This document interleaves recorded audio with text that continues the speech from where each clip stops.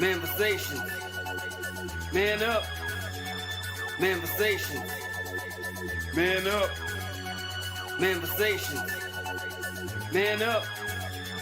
Manifestations. A place where we inform, build, and inspire.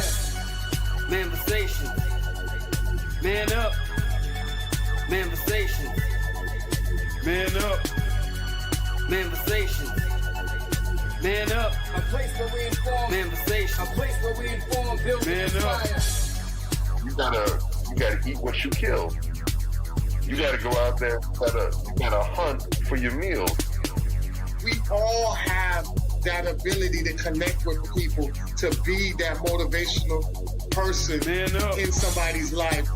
You gotta let people know there's certain lines you don't cross, and that there's gonna be consequences if you do. Man up.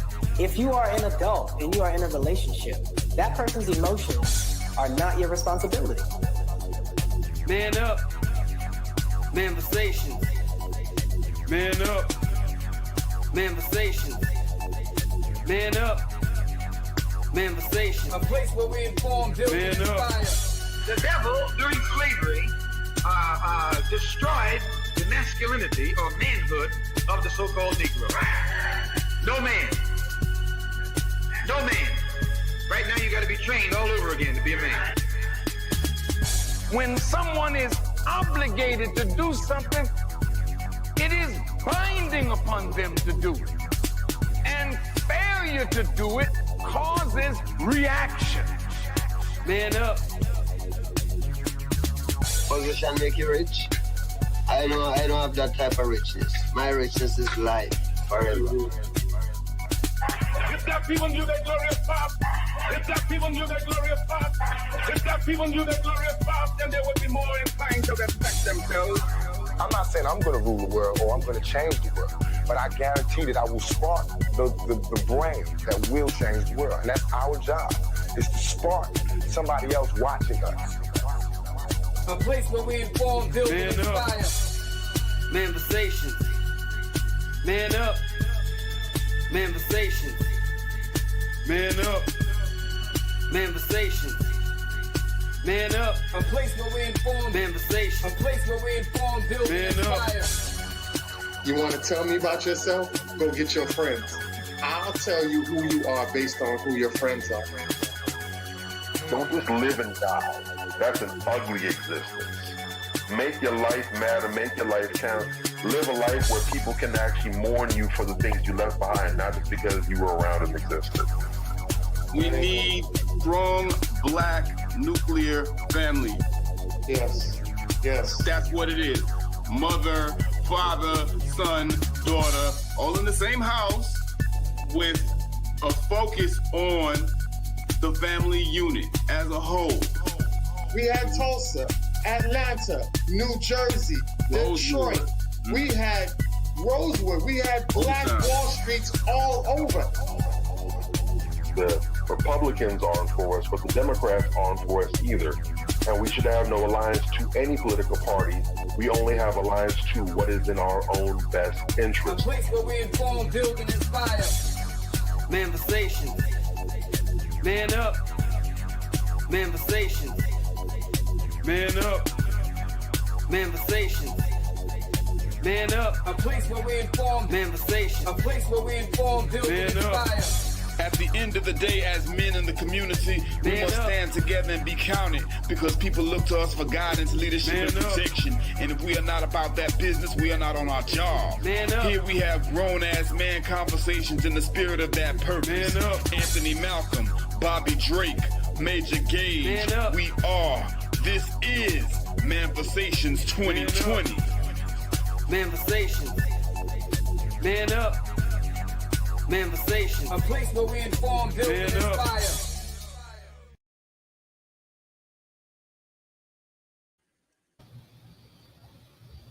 Welcome, welcome. What's going on? Hey, everybody. Yeah. All right. We in the building. Bobby Drake, Major Gage, Anthony Malcolm, and now we got Tiffany Marie Langford in the building. Everybody, what's cracking? Definitely.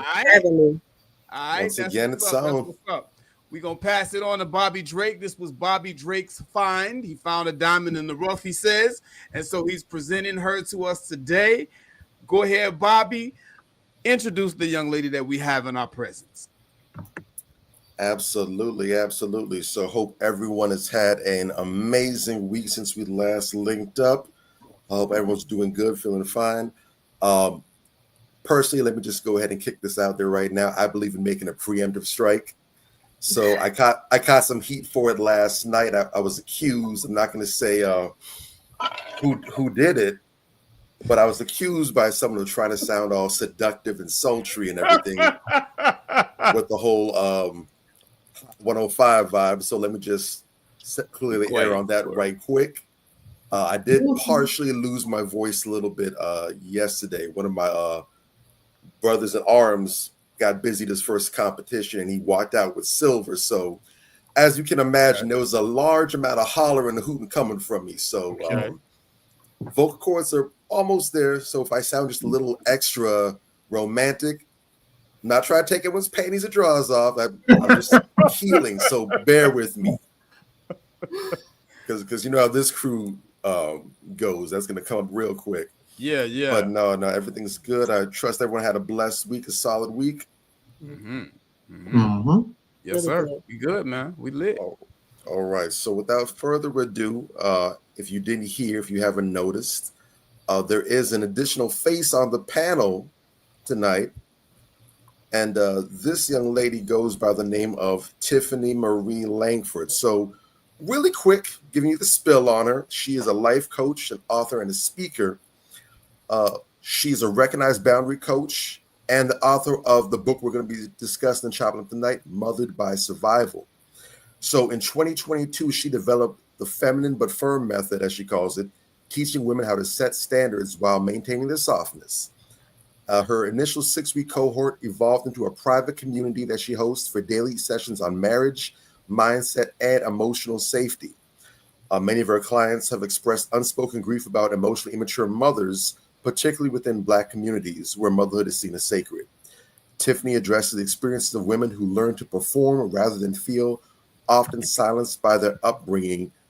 Thus, this book, Mothered by Survival. So, according to her, it's a raw and necessary exploration of what happens when love is confused with sacrifice and motherhood becomes performance instead of actual presence. She says that she wrote this book for daughters raised by emotionally immature mothers, and it gives a voice to the silent grief of growing up unseen, unheard, and unloved in ways that were never acknowledged. She wants it to be known that the book's purpose isn't to demonize mothers. So this isn't a pitchfork and torches. We're going on a witch hunt. We're burning all mothers, grandmothers at the stake. This isn't that. So if that's what you're looking for, put it down, save your money. There's other resources for that. But rather, it's meant to break the generational silence that taught Black women to protect their mothers at the cost of themselves. That's the key. So through honest reflection and cultural insight, this book helps readers reclaim the language, clarity, and power they were never allowed to have. So without further ado, I present to others and reintroduce some more, Miss Tiffany Marie Langford. Thank you. Thank you so much. Thank you. That breakdown was, excuse me, I really appreciate having this platform. So I thank you guys so much for the exposure. And I thank you so much for the people that I think I'm going to be able to reach. This is an important project, but it hasn't been without its, detractors. I got some people upset, grandma's upset, because while we don't demonize Granny, chapters 1 through 4 is really unpacking their madness. And it's uncomfortable, when we have to bring it all out to the forefront. But if we're going to heal, like, you say in your intro, and I think that that's very prolific, building the family so that we can build other things, but we have to have an honest conversation about some of the ways that we were mothered and where it came from. Facts. These are facts. So we're definitely going to get to the woodwork today. We're going to go through the book. We're going to touch on you a little bit.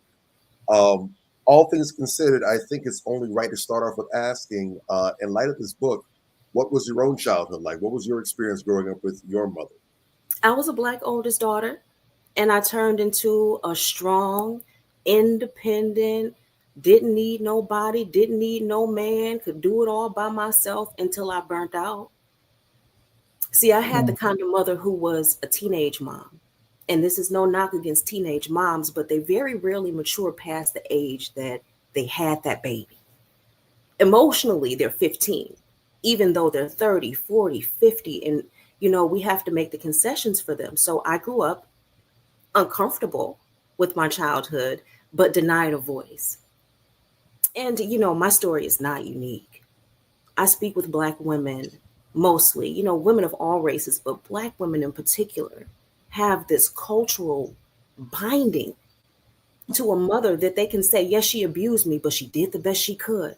You almost have to agree with your abuser, and it creates a psychosis, and it shows up in your real life. So my childhood was loving, but only to the way that, to the capacity my mother could love, stunted at that baby's age.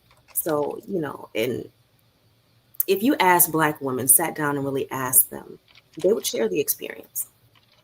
You said something real critical right quick, and I don't want it to be lost in the wind. You said your voice was kind of, it wasn't amplified. It wasn't really there by your mother.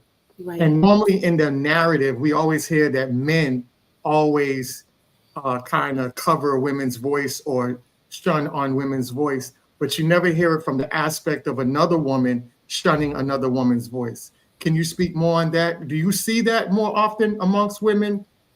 Okay, well, I'll put it to you like this. In Black households, children are to be seen and not heard. Okay, so if I, a Black child, have said, Mom, I'm depressed, you better go and depress those dishes. You better go and, that starts at home. In order for a man to be able to come in and abuse a woman and beat her down, that groundwork has been laid. Who laid it? And if we're honest, since the mother is the first teacher of the child and we want to give her all these accolades, then we also have to take a very critical look at the mistakes, how we can not make them, how we can move past them. It's not a demonization just to beat her down, but we really have to say, are you raising your children now to be seen and not heard? Are you raising them to deny their own voice? Because how do we teach them to set boundaries and be in healthy relationships if they can't communicate discomfort? That's taught in the household. Well, emotional regulation. Yeah, so that goes into another thing that I hear a lot, that women, right? As a woman yourself, I know you hear this a lot. Women say that men can't communicate. You just sat back and showed part of how communication is destroyed in that household being raised up by a mother, right? Well, those men are being raised by the same women, so. Yes, and at the same time, you also hear in society that men aren't stepping up to do what they need to do. They aren't being chivalrous. They aren't spending their money and things like that in that nature. But when it comes to their own son, they raising them, they would sit back and say, I don't want to spend my money on that hussy. If he wants to go out there and buy a gift for like his classmate, they'll demonize their son or restrict their son from spending money on a woman coming up in their years. But then when he gets into adulthood, now you're expecting him to be that person when you basically clipped his wings at a young age. And the only reason I'm bringing that up is because a lot of women don't recognize that they are pretty much curating the type of man that they end up talking about. Well, I mean, that happens. And I know that you guys focus a lot on men's issues, but I firmly believe that the solution to this problem is identifying it and women fixing women. So, you can have a complaint about a man not spending money and he's not showing up, but have you advocated for that? That's where I come in at. Do you feel comfortable expressing yourself? Did you say that this is a need that I have? Did you come in and say, hey, if we messing around, I'm not going to date you for 6 years. You have 6 to 8 months. because I see myself as valuable? Did you communicate those things, or were you just going with the flow? And more of my work comes in at is teaching women how to emotionally regulate, to ask for what they need, to advocate for themselves, and then to show up and say, now, what do you need in return? Here's what I need. Here's what I have to offer. Now, what do you need to deliver for me? That's where I come in at. So, we can get stuck in what I call the mud of the conversations of 50-50 and, what man is showing up, because, I coach a women's group, and I always tell women, your results, I won't touch that. I'm not going to touch that here, but your results typically reflect what you're putting out there. And if you're not finding men who are chivalrous, leave them alone and go find men who are chivalrous. I mean, I run into men who are jerks all the time, but I don't say all men are jerks. I just say that one was a jerk and this next one won't be. It's just. That makes so much sense. That makes so much sense. And I focus on the whole woman, not the performative. So, I help you deal with your stuff. I'm going to watch my language here. I'm going to help you deal with your stuff so that you can get the results that you're actually saying you want. Yes, I want a man who's chivalrous and who will open doors for me, but that kind of man is expecting a certain kind of woman. Right. Emotionally regulated. We're not even talking about physical or submissive or anything. Just take that word out of the vocabulary. I'm expecting, if I have to disagree with you, it's not going to come to fisticuffs. I'm not going to go to jail. If I have to disagree with you, I want it to be a back and forth to say, you know what, let's just agree to disagree, but I feel where you're coming from. Most people fear marriage because they fear what it's going to be like in those nitty gritty moments. And when you're with a person who's emotionally regulated, that becomes less of a risk. So I try to help women focus on just becoming safe in their own skin, and then we can talk about the relationships later. They're in turmoil. A lot of women have been abused by their mothers. So they're existing with an idea that love and abuse can already exist in the same person. So they're picking mates based on that. Ooh. Wow. Wait. Yeah. Hold up.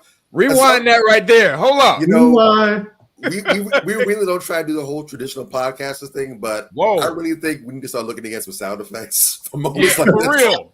For real. Can you please rewind that about what you just said? Yeah, of course. Instant replay. Poor favor. I speak to a lot of women who tell me their mother was the first person who physically abused them. But then in the same breath, they will still defend their mother. But she did the best she could, and she did. Oh my God. So this automatically teaches the child that love and abuse can exist in the same space, which is why I'm against corporal punishment of children, because I don't want to teach my children that I can beat you and still love you, because I can discipline you without beating your skin off. Right. Because I'm emotionally regulated. And if I'm emotionally regulated as a parent, then I'm not beating you with extension cords. I'm not busting you upside your head with a frying pan. I'm not locking you out and putting you out. A lot of Black women have had their mother as their first op. And I know y'all have heard that. Yes. This is not just me saying this. It's a collective experience. So if we're understanding that the mother is the first teacher of the child, but now my mother has also become my first op, do I trust love? Do I trust anybody that's coming in to love me? Do I even know how to receive that? So I teach women how to receive that first. When I started teaching boundaries, I was a housewife. Didn't have my certification. I just had women wanting to pick my brain. And, I'm going to be responsible. So I got certified. And I sat through the certification, and I've added about 9 certifications since then, just so I can make sure I was giving out responsible advice. So I'm talking to these women, and they're like, I want to be a homemaker. Great. Because if you know me personally, then you already know that I believe in the family dynamic. Leave that at that. But I was meeting women who didn't even know how to advocate for themselves. They were trying to be softer for men who were brutalizing them. And I could not understand the justification of paying me to book a session and sit with me to learn to be softer to a man who you are afraid of. Oh, I gotta get better so he doesn't get angry. Well, why don't we just leave? Because that's an option. Well, I don't feel comfortable doing that, and I don't want to be a failure, and my family's going to judge me. And then we started talking about some real things, you know. So I don't want to teach a woman to be a wife, because that's comprehension. I can teach you to be emotionally regulated. I can teach you self-advocacy. I can teach you how to actively listen. I can teach you how to be compassionate to yourself first and then to others, but I cannot teach you how to be a subordinate. You got to want it. So they were seeing what I was doing for, you know, in that situation, and they're like, oh my God, you know, I just want to do the same thing, but they were completely emotionally regulated. I don't want to teach you how to be perfect for somebody else. I want your legacy to be healthy. I want your children to say, my mother didn't beat me because she was mad. That's my goal. The whole woman, in other words. Yeah, you were building a foundational woman from structure by structure. And seeing that the mother wound is in there. She can justify dealing with a man who will abuse her verbally, mentally, emotionally, because she has dealt with that her entire life. And I'll let you guys in on a little secret. That's her inner voice. When women have had emotionally immature mothers, their inner voice is their mother's voice. Hypercritical, harsh all the time, angry all the time, hard on them. How can I teach that to be a wife? So I gotta protect this. And that right there that you just went into, because you're kind of going where I wanted to steer the conversation a bit, but you sort of went into, but I just want you to do it just, you know, in the shade of the question I'm about to ask. Can you kind of elaborate and go a little deeper on what exactly the mother wound is for those people who aren't aware of what it is, they never heard the term, or they're unsure about what exactly it is? Can you just kind of, from your perspective? Sure. The mother wound is that quiet ache in your heart that exists in opposition with the love you want to give your mother. If you had a great mom, then this is something that's a foreign concept. The mother wound says, I seek my mother for safety, but I know that she is unsafe. If you've ever had that contradiction happening in your head or in your heart, wow, when you are experiencing the mother wound, because the child is looking for nurturing. I will go even to my abuser to seek nurturing because it's what I have. Stockholm syndrome, right? Yeah, I was just about to say that. I was just going to say that. So I begin to idolize damn. And in the Black community, you're not even allowed to unpack this. You can't say, I had a bad mother. Her emotionally immature ways and the decisions she made, you know, with my father, with my siblings, it damaged me. We're walking around with severe PTSD and we don't know it.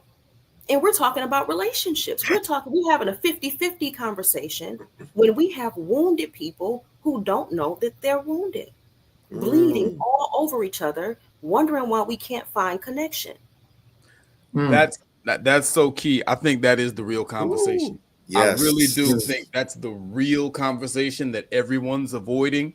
And we see a lot of this play out on social media where people are they're just spewing this bile out into the world of how hurt they are, and they don't even realize they're doing it, and they're getting all types of recognition because social media rewards that, right? Social media rewards you making an ass of yourself and just really speaking on the lowest common denominator issues that you possibly can, right? And so we see a lot of women really, really, really push back against that. And I want to ask you, what is the number one, or you can add 2 and 3 if you like, but what is the number one type of pushback that you get for what you're saying? Because what you're saying sounds great to us, you know, and to logical thinking people, I would think it would sound amazing as well. Right. But I know you're getting logical. I know you're getting pushback. Oh, God. So what they saying? I've had to brace myself several times. I've woken up thinking like, okay, this is straightforward, right? If I could get you to feel better, then I could get you to choose better. And then we don't have to blame anyone, because then, you know, you could leave the men who are screwed up where they at. And then now I have better options. That's the way that I've dated since I've healed. It's accountability. And as you know, there are women who would rather you hold them hostage than accountable. Mm. They will give you the chains. That's profanity. Matter of fact, you better watch your mouth. You'll get us flagged on YouTube with that A word. So and if I have to say that this is the main pushback I get, it's victim blaming. Or how could you say that? And well, what about the man? What about him? Let him be fucked up by himself. Excuse me, let him be messed up by himself, and just heal your. But why are we even having this conversation? I have men who are pookies try to approach me all the time, and I'm not rude to them. I just say no thanks. If they approach me, because I've seen some bold ones. I'm here in South Florida, so there are some bold ones here in South Florida. But we're very happy about this. I don't know who orchestrated this draft, this interstate draft. I'm very pleased with what we were able to pick up. So sorry for the rest of y'all. We got the number one draft pick. Yeah. And I absolutely love it here. But, when you carry yourself a certain way, it just kind of wards people off. They don't really want to talk to you. They're not really bothered with you. They're not really. Yes. I talk about your vibe does indeed attract your tribe. And we've spoken about this on here before. Yeah. Just in a barbershop setting, for example, I have literally seen some women walk in and you got all the eyes on them, like looking at her like she's a big old turkey neck at a Thanksgiving that's had the dinner delayed by a few hours and all kind of talk, whatever. But I've also seen some women walk in and the way they comport themselves, it's straight up respect. If there's any, vulgar, any, loose talk going on, it zips right on up without anyone saying a thing. It just automatically clears it out the air. And it's all based on how you comport yourself. So I know some people get very, in their feelings about how, well, you shouldn't do that based on how the person. Yeah, you shouldn't, but we're human beings. All right. Well, not just it human. Is what I'm it is. sorry to interrupt, but you're on a really great, and I wanna add to that. Not just humans, everything with eyes has learned to perceive things for what they are. Are you a threat? Is this dangerous? This is not a man thing. It's a woman thing. When we look at people, our eyes are safety perceptors. So naturally, I'm looking at you and I gauge whether or not you're a threat, and I gauge whether or not I should interact. When did that become a sex thing? It's biology. It's biological. And as much as we don't like it, there's plenty of things that we don't like in this world. Those are the rules. We didn't make them. And the energy would be better spent fixing yourself. So when you were saying, and you see how we keep coming back to me, because, and I want to tell you about this because you asked me about how my childhood was. And my mother unleashed a menace on the world. I was strong and independent. I was making men jump through hoops to prove themselves to me. And you better do. And, God forbid, I'm aesthetically pleasing. And I model professionally. So I could be like that. And people were just buying it. Nobody corrected that, And I think the danger is nobody loved me enough to correct me. And the thing that really caught me, because correction is love, the thing that really caught me is my results were not matching what I said I was. And, if I'm just this woman that I think I am, and my attitude is this, and I deserve it, and I can handle it, but why don't my results match?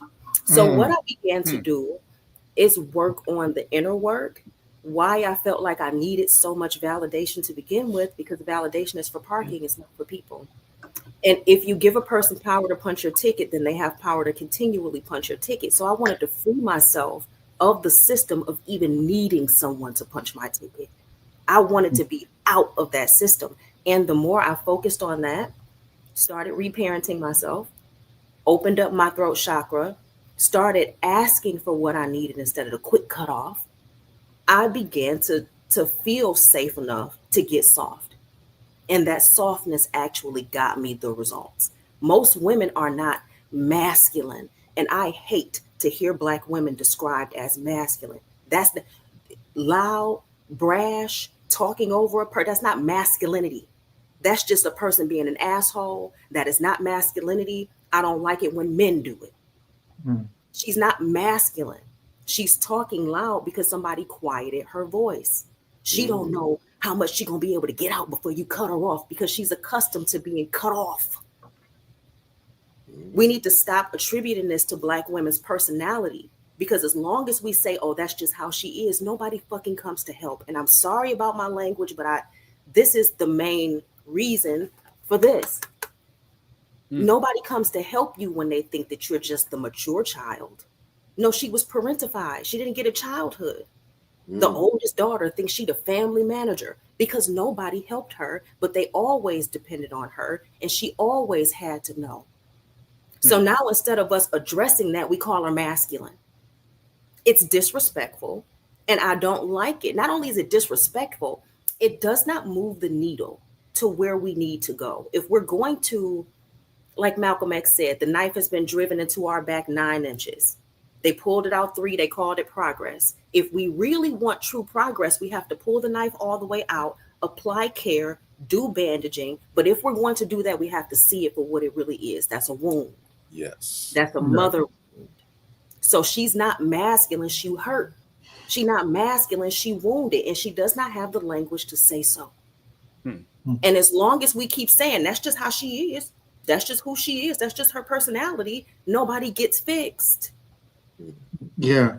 Okay. Go ahead. I'm gonna come. No, I was gonna say, because she said that, oh gosh, it was on the tip of my tongue. Go ahead, Major. I'll come back. Yeah. Now, I hear what you're saying. She's not masculine. I understand that she's not masculine.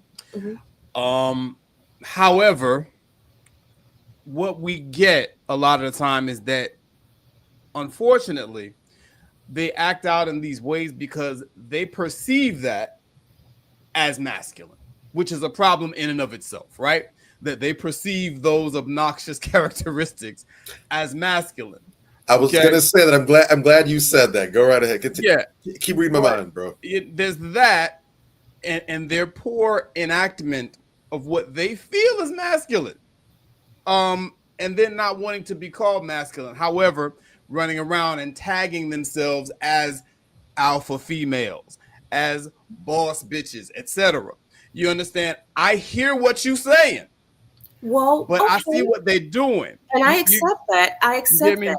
But here's what I would prefer, and I'm not telling you what to do.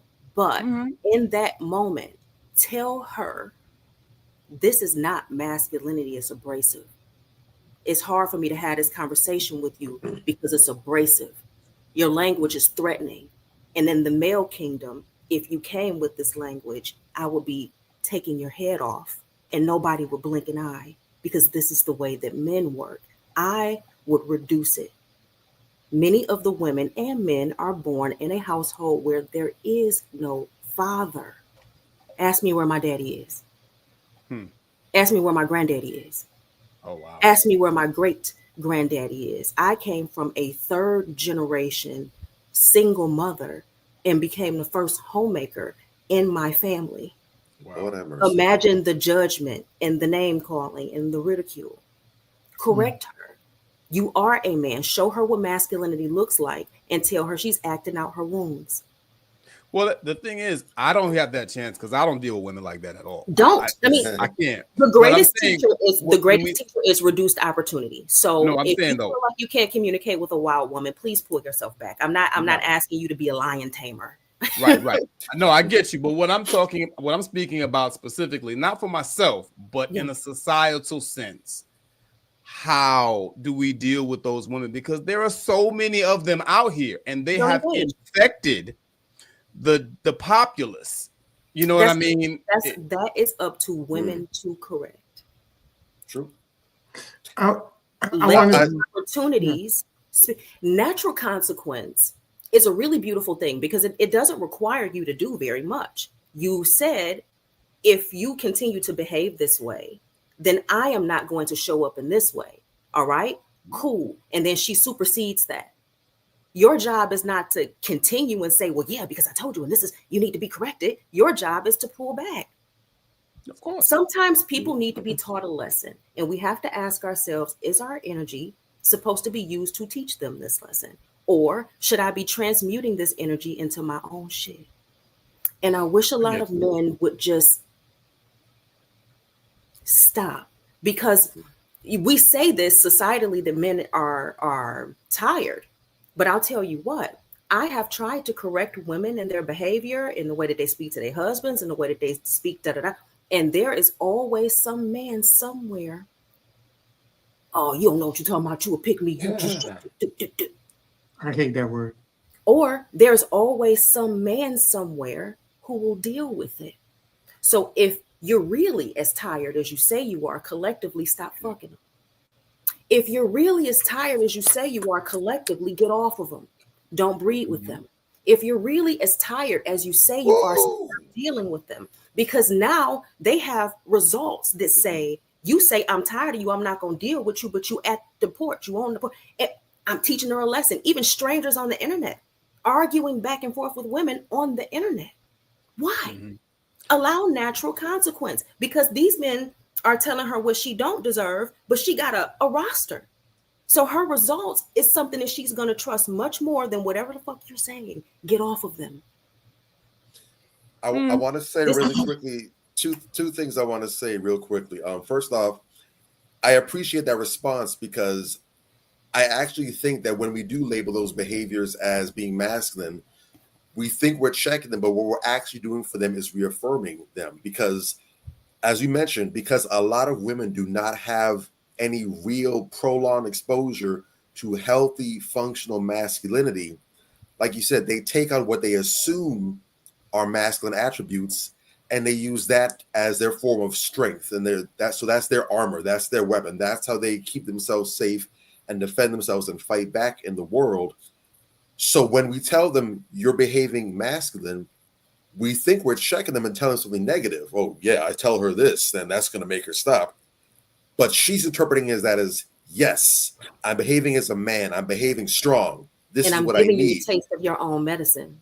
Exactly. But there's actually another edge to that blade where it doesn't just reaffirm her and encourage her to keep on doing, but it's also a bad look for men. By doing that, we're affirming that men are these negative attributes.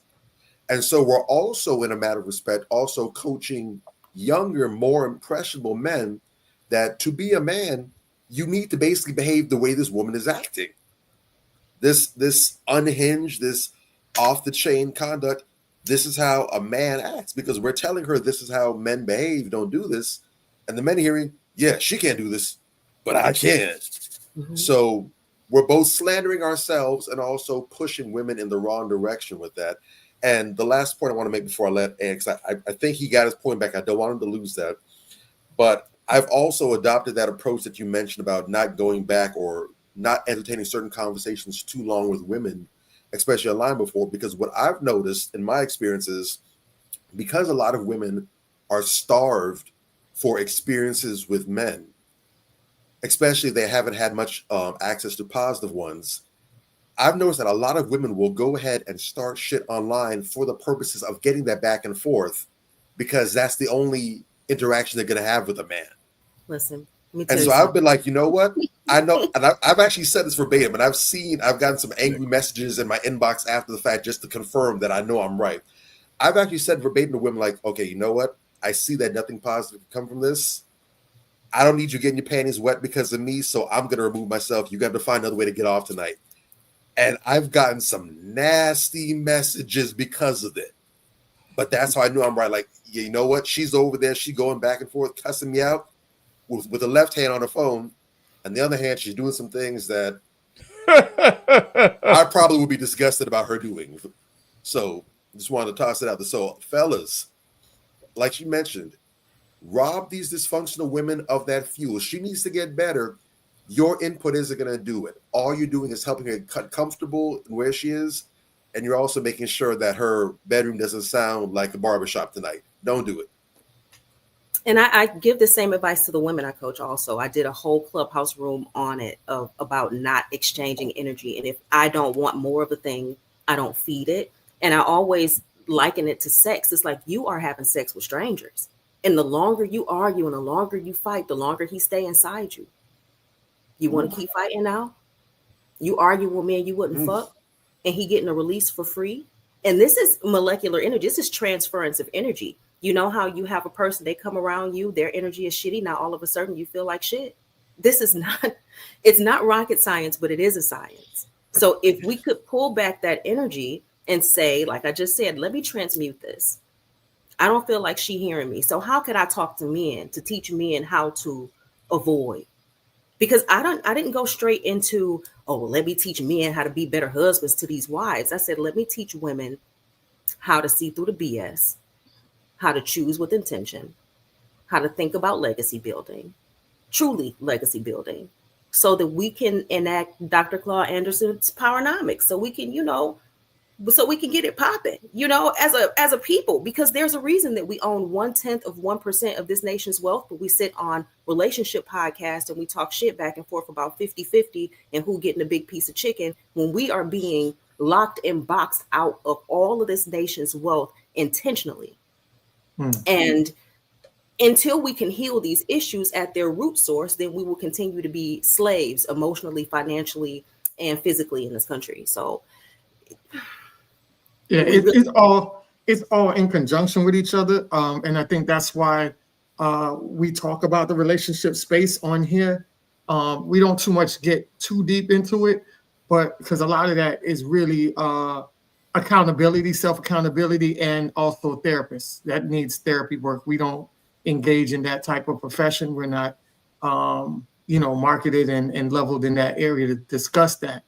But I know if you look at the Black Wall Street, and even before the 1970s, before the whole transactional process of taking a man out the household and that whole conjunction that happened, before that, Black men and Black women were on the same page. We understood the same fight. We had a code of conduct. And I think that's what we're trying to get back now, is to have that code of conduct between each other.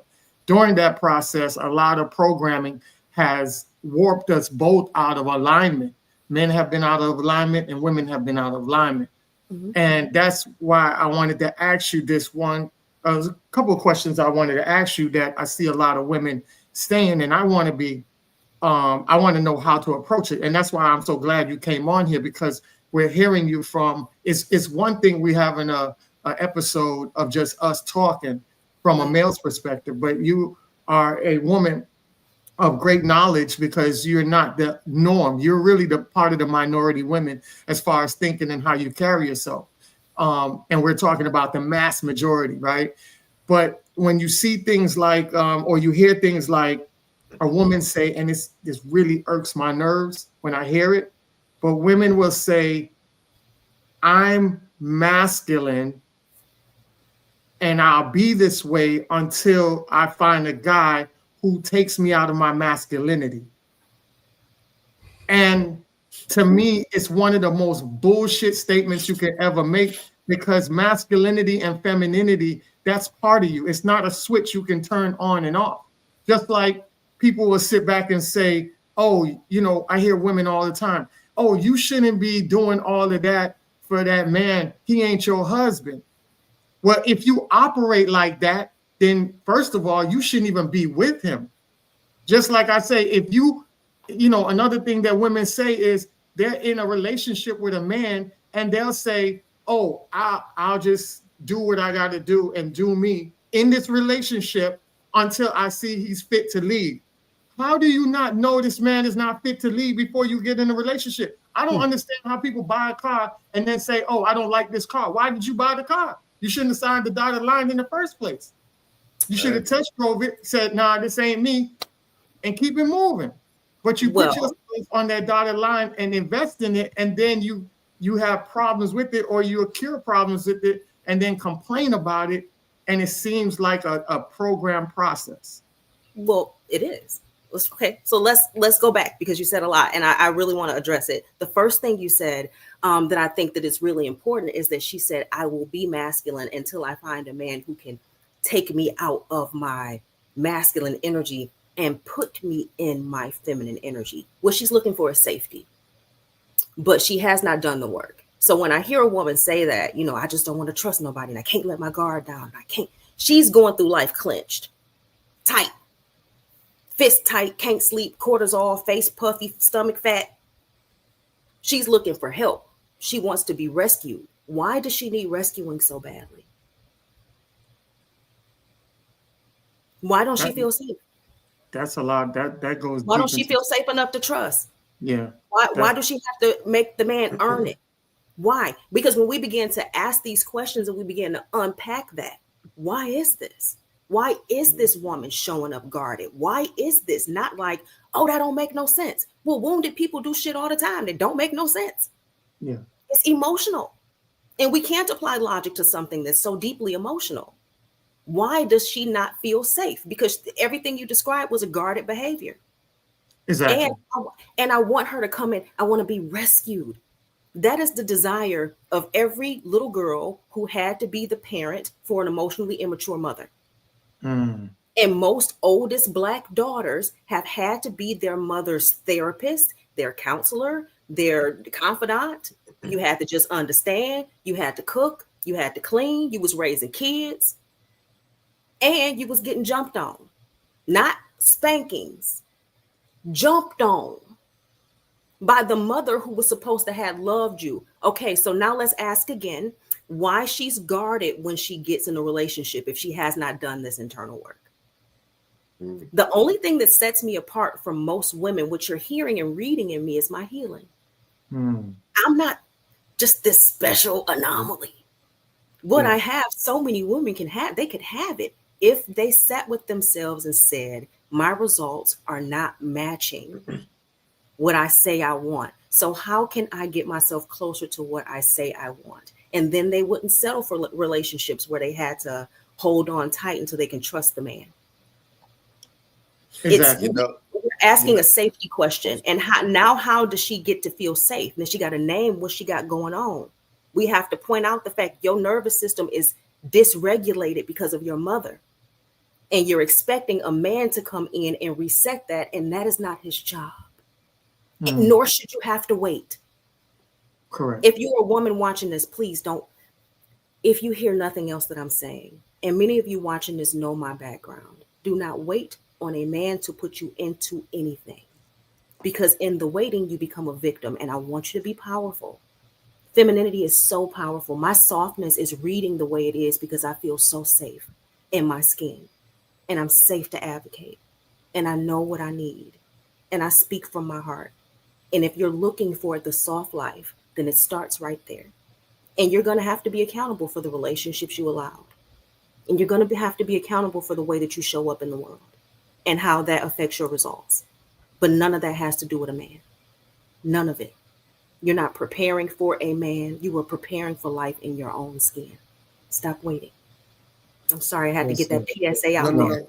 That's perfect. Let me put a pin right there and just say something. First off, I'm very big on drawing correlations because I really believe that life all throughout is interconnected, that everything ties into something. And when we really view the world around us like that, we can learn so much. Even if it doesn't make sense in the moment, it can be attached to something later on down the line.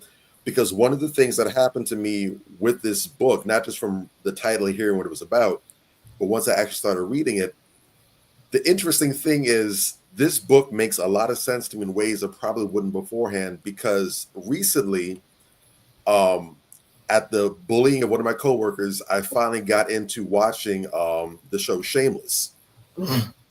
And so I just finished the first season about a week or two ago. And the interesting thing is, as someone who basically grew up as an only child, I have older siblings, but by the time I came to the picture, they were out the house. So I was basically raised by myself. So I would not have had the opportunity to see or understand these dynamics. But the show Shameless, for those who haven't seen it, it basically showcases exactly what's being described. Deals with this white family living out in the inner city of Chicago, where basically it's about several kids being raised by their eldest sibling. She's 19 years old. And what happened was her parents split. Her father is a world-class piece of shit. That dude could be the gold medalist for garbage, uncontested for the next millennium easily. Horrible. And he basically ran their mother into the ground to the point where she was like, you know what? F this, I can't deal. She abandoned the children. So she basically was left to be the one to raise her siblings. So this is a girl, she's in the show, you see that she's basically dropped out of high school. She never finished her education. She's basically had to raise all these children with their different issues, cobble together some kind of income. They get some kind of money from her father's disability because he's out there hustling disability income when he's not drinking all the way. And you get to see through the show how basically she does such an amazing job, all things considered, of keeping the ship together. But you see the toll it takes on her. Mm-hmm. And there's several points in the show where she's near having a breakdown, where she's not even able to live life for herself or enjoy anything. She gets into a relationship with a guy who's all in on her, completely about taking care of her, even willing to help shoulder the burden of her family. And she is unable to let him take the reins in any capacity. Like, it's a constant case of waiting for the other shoe to drop. So reading this book, I'm really making a lot of ties and parallels to what I'm seeing. And it's crazy to see that in action. And the question I have to ask you, based on what I just said, was from your personal experience, just, as a woman talking to other people, you're social, you have coworkers, friends, neighbors, what have you, but also working with women the way you have in the last several years. How widespread is this experience with these dysfunctional mothers and these mother wounds that are being created? Are we looking at a wide-scale pandemic, 1 out of every 2 women, just in your estimation? In my estimation, this is so, and I would be remiss if I left the men out, but see, I don't write from the perspective of a man because I'm not a man. I've never been a boy or a man. I've got to follow up for that too. I wasn't going to mention it, but since you introduced it, I'll ask afterwards, but go ahead and touch on this. But this is a shared experience because when the mother is emotionally immature, chances are she has had sex and created life looking for something else. She didn't necessarily want the baby. She wanted the man. So it didn't really, she feels a lot of disappointment with her motherhood journey, as well as being, conflicted, postpartum depression, you got bills, you got all this stuff going on. Most women have shared this experience. Most of us, 5 out of 10, half, if not more. It took for me to heal and get friends like in a different tax bracket to find friends who actually enjoyed their parents. This was a shared experience. Like, yeah, my mama beat me with an extension cord, and we would just commiserate about it because, it was happening to all of us. My mother put me out. And in my own personal experience of, like you said, rearing the children, I was 11 when my sister was born, and she was like my child. We were attached at the hip. She slept in my bed. The cost of that was her going on my first date with me, her being in my arms when I had my first kiss. They used to call her Ann One because she was always there, cheerleading, sleepovers, slumber parties. That was my baby, and she still is. So our relationship dynamic is not one of sisters. We're more mother-daughter, and she and my mother are more like sisters. Where something will happen when she decided to move off of campus and leave, because move off campus, it's like, oh my God, now what? She told my mom before she told me. They had the plans, they got the apartment, they got all types of stuff. And by the way, Tiff, I decided to. The relationship never shifted back. It's not like, oh, I'm grown now, so now we get to be sisters. No, we're not sisters because I raised you. I raised you. I know you. I know when I'm right and I know when you're wrong. Dynamic is the dynamic. So why are Black women so bossy? Because we've always had to be the boss. Who was coming to do it? Somebody was going to have to grow up. It wasn't going to be the baby. I was 11 and she was newborn. Who was going to grow? Somebody had to grow up. My mother was out, back in a size 2 after 2 weeks. Out. Postpartum took her out of the house. She had to try to reconnect to herself and somehow. Who was left to do that? Question though. Do you feel that takes accountability away from those women? Because you just said, like, okay, we had to be bossy. And when you talk to some of these women about their behavior, they will say exactly what you just said and use it as an out. And let me tell you what I tell them. You had to be. You don't have to be.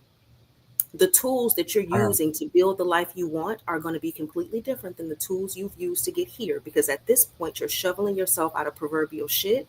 you're not happy with your standards, you're not happy with what you're set up, you have to employ different tools. So while you had to be bossy, that's rooted somewhere. So let's unpack that, because you did not deserve to be, and you don't deserve to be now.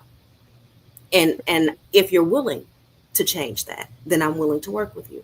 But if you are dead set on holding on to this as your personality, I will see you in 10 years after that autoimmune condition has taken you down.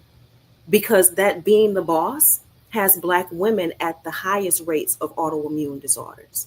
I'm not certain if we're drawing the correlation between the two. We're literally working ourselves into physical exhaustion, mental breakdowns. We're going on grippy sock vacations like 90 going north. We're being Baker acted like 90 going north because we cannot take a step back and set boundaries. You see how we keep coming back to boundaries? I'm a root issue kind of girl. I could have easily sold a housewife course. I fold a mean towel origami. I can make a zoo full of animals. I can cook. I can clean. But I'm not going to force you into pretty slavery. I'm not doing it. I'm not doing it. You're not getting that product from me. What you will get is this work. So that's all I got. And then I'll teach you the towel origami after. Because I do that in my private group. But these women have been through my boundaries course, and I feel confident teaching them things like Man Charming Mondays, Marriage Minded Mondays, where we create menus based on their husband, and we learn how to actively listen for the man that we go deep in my group. And I know a couple of my mentees are here listening, but they will be able to tell you we talk about everything in there. So I have to be able to trust that when I give you this wealth of information, you're not going to go and abuse yourself with it. So you're going to go through the boundaries course before I give you anything else. No, you don't have to be because I had to be masculine, but you don't have to be anymore. Now what? Bounce that ball right back into their court. This is accountability. Very good point. Go ahead. So really quickly, I wanted to go ahead, and before we get further, I'm gonna let you guys jump in. So you mentioned it's not just the girls that go through this, but the boys as well too. What I wanted to ask you is this kind of mother. I know you're familiar with the concept of the Oedipus and the Jocasta complexes. Exactly. Is there any correlation between this specific type of mother creating mother wounds and creating Oedipus complexes in boys? And do you think this mother possesses a Jocasta complex herself? Let me tell you something. A lot of these women, like Anthony touched on this earlier, they're creating the men that they say that they don't want. They're not creating the men they say they don't want. They are making their sons their husbands because it's easier than the accountability. And they use shame. They use guilt. They lean on them in the same ways that they do their daughters. They make their dysfunction the son's responsibility, and he takes a step back and say, oh, my mom is alone, and I don't want her to be alone. She don't have nobody else. God forbid the boy is Caribbean. God forbid the boy is because if you are Caribbean, you understand that, sometimes the mothers are single and you can't leave them because you're duty bound. Guilty. That's where the boundaries come in. And I didn't know you from Adam. How I know that about you? Yeah. I'm not psychic because it's real. It's the truth. And, you're not allowed to set boundaries with an emotionally immature mother. This is why people don't know how to set boundaries, because they've had emotionally immature mothers. If you look at emotionally regulated parents who are just, they're not perfect, but they don't fly off the handle at their children. They're not beating them because they're mad. If they discipline their child, it's after they've calmed down because they want the punishment to match the crime and they want the lesson to get through. And, they think about all of these things. That's masculine, by the way. That's masculinity measured. You get your punishment, but it's measured. And, you don't get to dictate the way that I punish you, but I want this to be a one and done thing. Men are outcome based. So if I beat you, I want to make sure that this is the last time I have to do it, that you understand why I did it, that you collect the lesson, that, we're planting a seed here. A lot of people with emotionally immature mothers were beat for the fuck of it. They was beat because it was cheaper than therapy. They was beat because their mother didn't want to be wrong. They were beat because they could put that I'm your mama card. They were beat because you fill in the blank. In addition to you, I have to love you. I can't leave you. because you're my mom, but you're also my abuser. The two are existing in the same space. Go ahead. I'm sorry. So are you saying, well, my mama beat me and I turned out just fine? I mean, yeah, I'm a raging alcoholic, and yeah, I beat my wife and my children and everything, but I came out just fine. Are you saying that's a lie? Yeah, because their cognitive dissonance can't say, I can't cope with human life. Because they want to think that they're okay. Nobody wants to think that they are not okay. So cognitive dissonance covers a lot of what therapy should be sweeping up.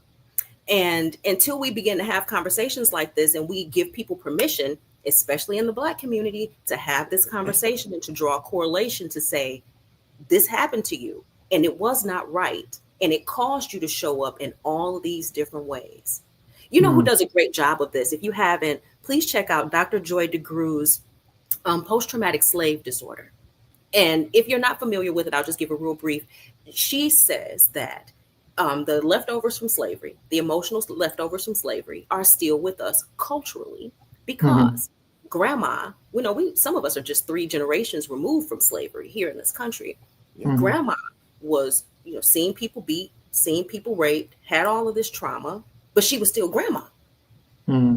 She was still the one who was combing your hair, and she determined how you were punished. But if she has experienced these things, chances are she had PTSD. And since they did not do mental health treatment for slaves, those things were just passed on through social learning theory. Like, how'd you learn to cook?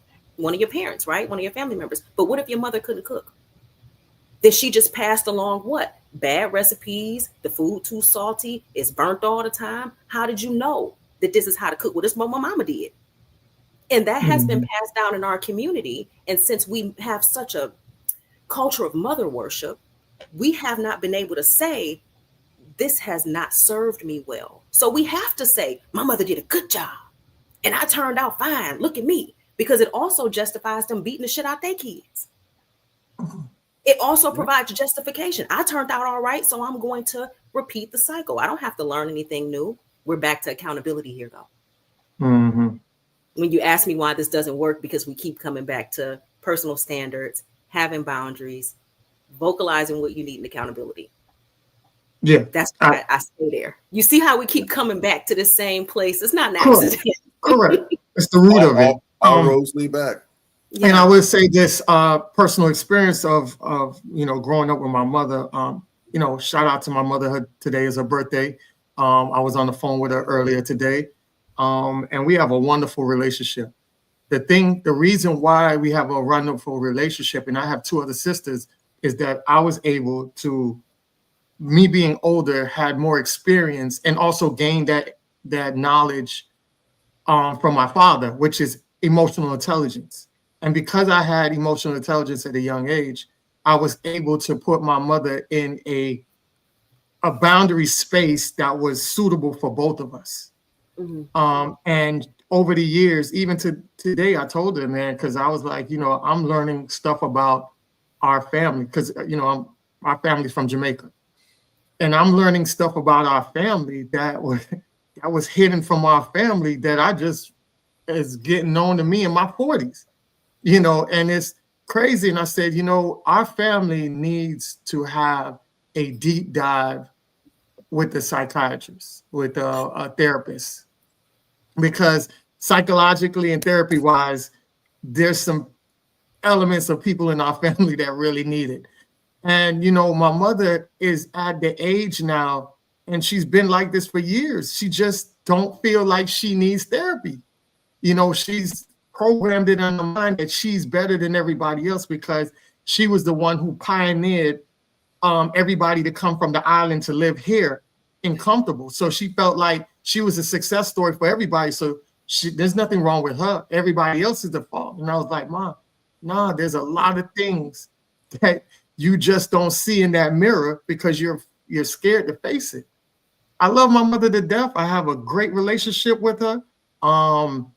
We laugh, we joke all the time, but I do hold my mother accountable for the things that she should be held accountable for. I do hold boundaries to my mother that I've held for a long time. Until she goes to that added level and get the work done, the boundaries will still be there. And then that's where my 2 sisters, they're wondering why I have such a relationship with my mother, versus they don't. And the reason is when I turned 18, I was out of boundaries. It's more than just the boundaries. And I want to explain why being mothered as a son is different than being mothered as a daughter. Okay. I want to just give you a quick statement. Black women are raised by women who were of the ilk that it was better to be a warrior in a garden than a gardener in a war. So they give their sons a different level of concessions, and they give their sons a different level of love than they give their daughters. They're automatically harder on us because they know that the world has expectations. She came up hard. So she raised your sisters to be hard, not because she didn't love them, but because she wanted them to be able to withstand everything and do everything. So the way that she mothered them was completely different. And I don't doubt that you do have boundaries with her, but your relationship will forever be different because she mothered y'all different. She did mother us different. And one of the other things, part of what you're speaking of, a lot of women, because my mother was she was the black sheep growing up. She didn't, my auntie was a doctor and everything like that. All the other ones had higher collegiate knowledge and everything. My mother went to school. She was just a party girl, the black sheep. And she felt like she was being treated wrongly versus how the men were treated in the family, right? So the boys got a lot of leeway, but the girls, they were strict on. So when she had her own children, it was pretty much the opposite. She was very strict with me and very lenient with them. And by doing that, she coddled my sisters. Now they're crippled and they're not really high functional women because of it. Well, they mother through their wounds, baby. She mothering through her wounds. And that's what happens when you try to give your child everything that you never had. I hate to hear people say that. What do you mean you give them? So you're giving them a remedy for a problem they didn't experience? Why not reparent yourself? Correct. Is reparenting yourself not an easier option than treating a problem, an affliction that never existed in your child? It all comes back to accountability. Correct. And you recognize the need. You say, oh, yeah, so I'm going to be lenient on her. So if your mother, and this is not about her per se. If our mother, because I know, she's the collective mother at this point. If our mother has said, hey, I know that they were hard on me and I could have used a little bit more leniency. So I'm going to be easy on myself. Now, what result do you think that would have had on her parenting and on your childhood? And, you typically don't have to set boundaries with parents who have boundaries with themselves. And they supersede your boundaries because they don't have any. They've already just give. They expect that from you, especially in Caribbean families. And, I hate to single you guys out, but I have a lot of Caribbean clients, and I understand that the way that I coach my Caribbean clients, the dynamic is going to have to be a lot different than the way I coach my Americanized clients because they don't have the same relationship with their parents. It's much different. It's much different. It's cultural. I know. It's Trust cultural. me, I know exactly what you're coming from with that. And, just having my dad there, I was able to counterbalance that pain that she pretty much used throughout her parenting. I was shielded from that because of my father. My father was a very emotionally intelligent man. And I noticed that a lot of men and a lot of women have a savior syndrome. And it can also be crippling towards relationships as well. We end up trauma bonding because of that savior syndrome. And I've seen a lot of that happen as well, So, yeah, I don't want to go too deep into everything. But, yeah, what you're saying is definitely true, where a lot of Caribbean people in general, they do have a custom to training their children and parenting their children in that way, especially the mothers, like you say, using their sons, especially if you're the oldest son. I'm the oldest on my mother's side, the youngest on my dad's side. And they use you as your warrior. You are the warrior, which leads into, I saw you had a post up about mental health with men. And we talk about that all the time. And that's where the depression comes in, because now the man now has the weight on his shoulder when he should be out there worrying about his family. He has to worry about his parents, his children, and his wife or a girlfriend. And that everybody's happiness is guarded and carried on his shoulder nobody's there to harbor his happiness. And we talked about that, but I don't really want to get too deep into that. But just well, no, and I tell my girls this in my group. This is one of the things that we discuss when we talk about Marriage Minded Mondays. Learning how to respond to nonverbal cues, learning how to sit down with the person, especially we have the non-negotiable conversation first date.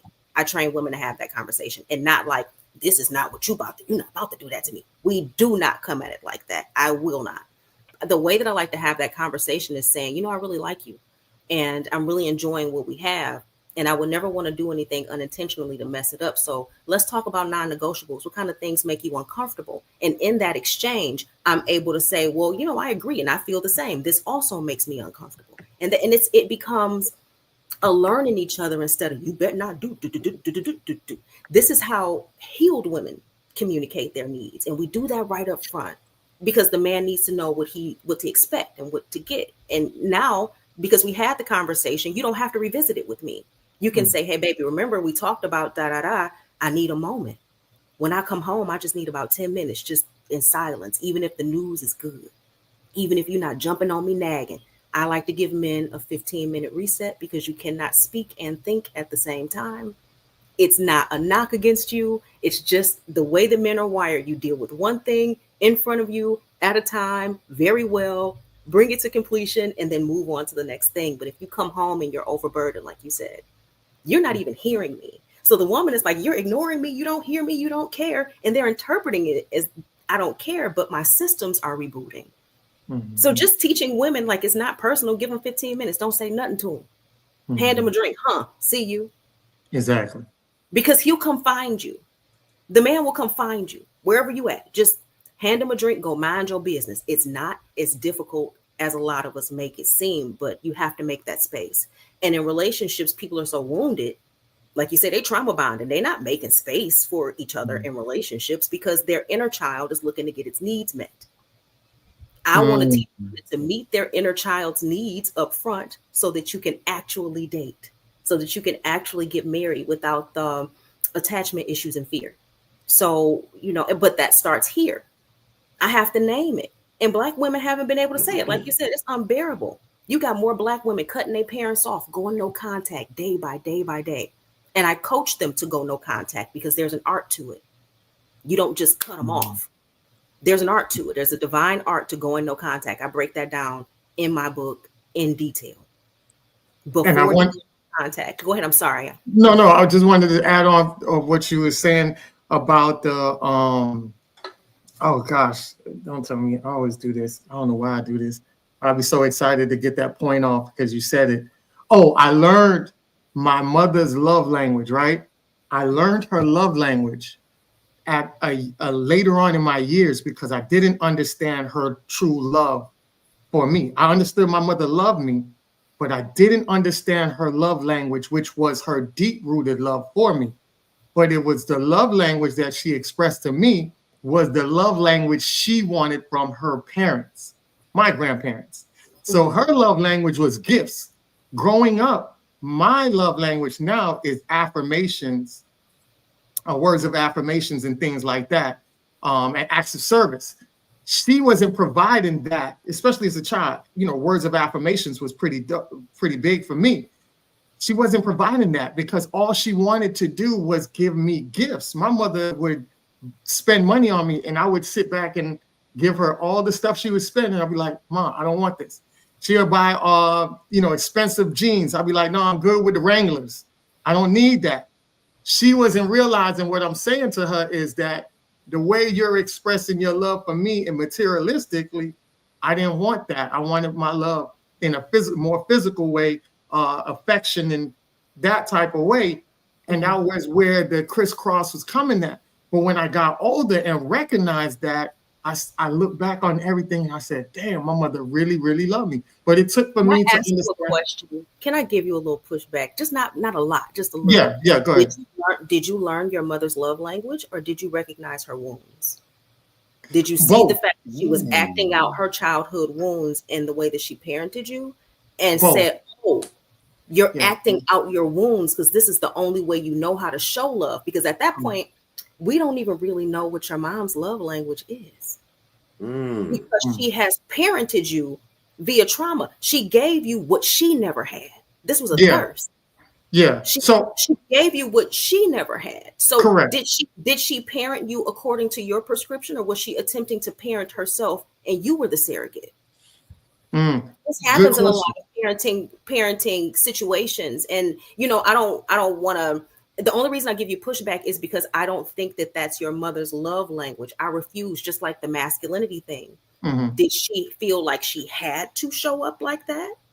Or is this who she automatically, authentically was? Because there are women who are reaching their 90s and we don't know who they authentically are, because we can't see through the behavior that their unhealed selves are making them act out. Is she masculine or is she wounded and abrasive?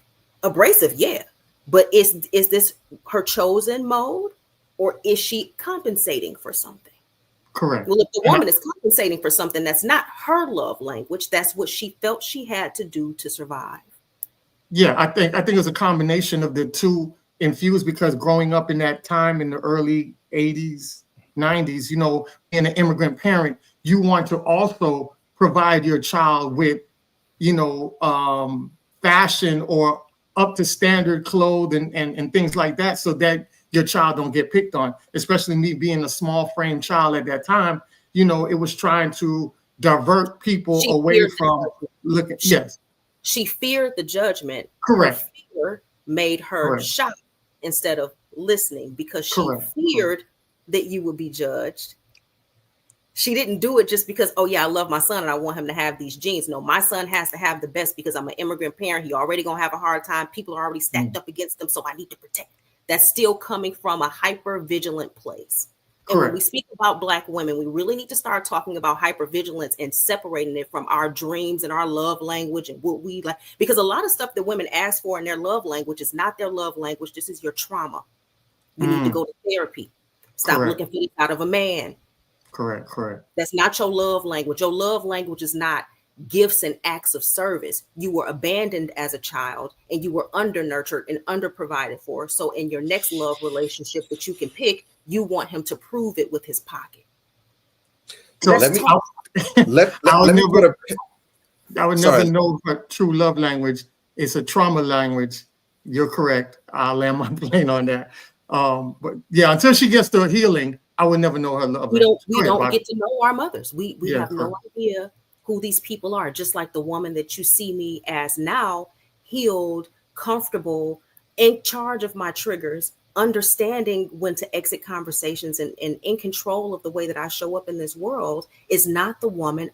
22 me was completely dysregulated, thinking that I was supposed to be leading in the relationship, manipulating men to try to lead from the bottom, using guilt, shame. I was no different.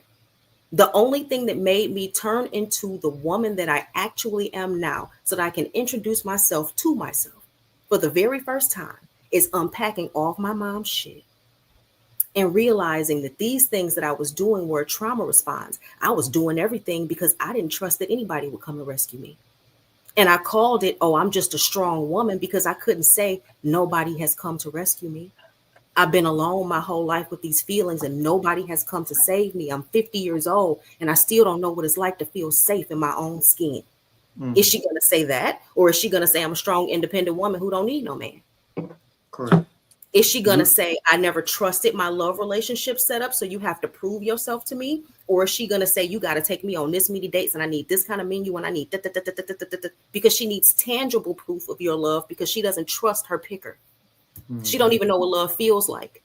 Let me put a pin where you are, because I want to rewind about 3 seconds, so to speak, because I like the dialogue you and Ant were having just now, because it actually went exactly on top of a question that I had for you. Okay.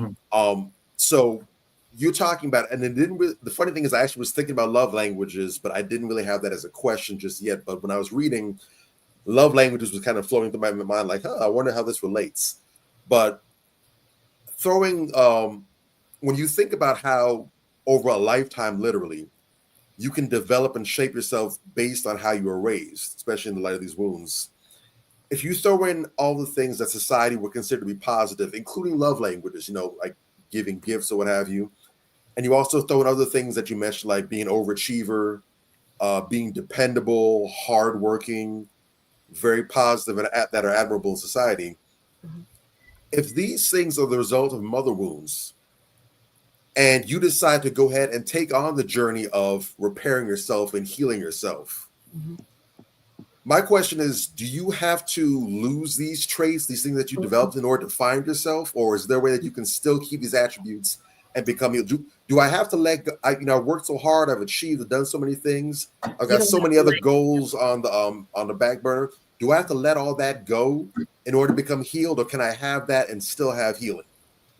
You can have it all, but the difference is your motivations change. Am I achieving because I don't feel good enough and because I'm looking for validation? Or am I achieving because I absolutely love what I do and I love my message and I want it out there, and I can go, because the motivations matter and your why matters. And overachieving is a problem, but achievement is a beautiful thing. Achievement is a fantastic thing. But when you heal, you begin to do things for your own reasons and not to meet those bundle of unmet needs that you have going on. Like, you see a lot of people who say they have podcasts, but they're not talking about anything meaningful because they're not trying to send a message to the people. They're trying to get a check. They don't really care too much about spreading misinformation as long as they get the views. They don't really care about the Black image as long as they get the views. They'll let a woman tear herself down right on their platform as long as as long as they're getting the views. So it's just a difference in your motivations. I produce more healed, and I produce a higher quality product healed than I ever produced. Now, I was in sales prior to me writing my book and doing this project. I was in sales, and I loved sales. Oh man, door to door, gritty, bottom of the barrel, gritty sales, because I understood psychology and I understood how to get out there and how to get it. I have never marketed a product that I believed in more than my own, because I'm healed.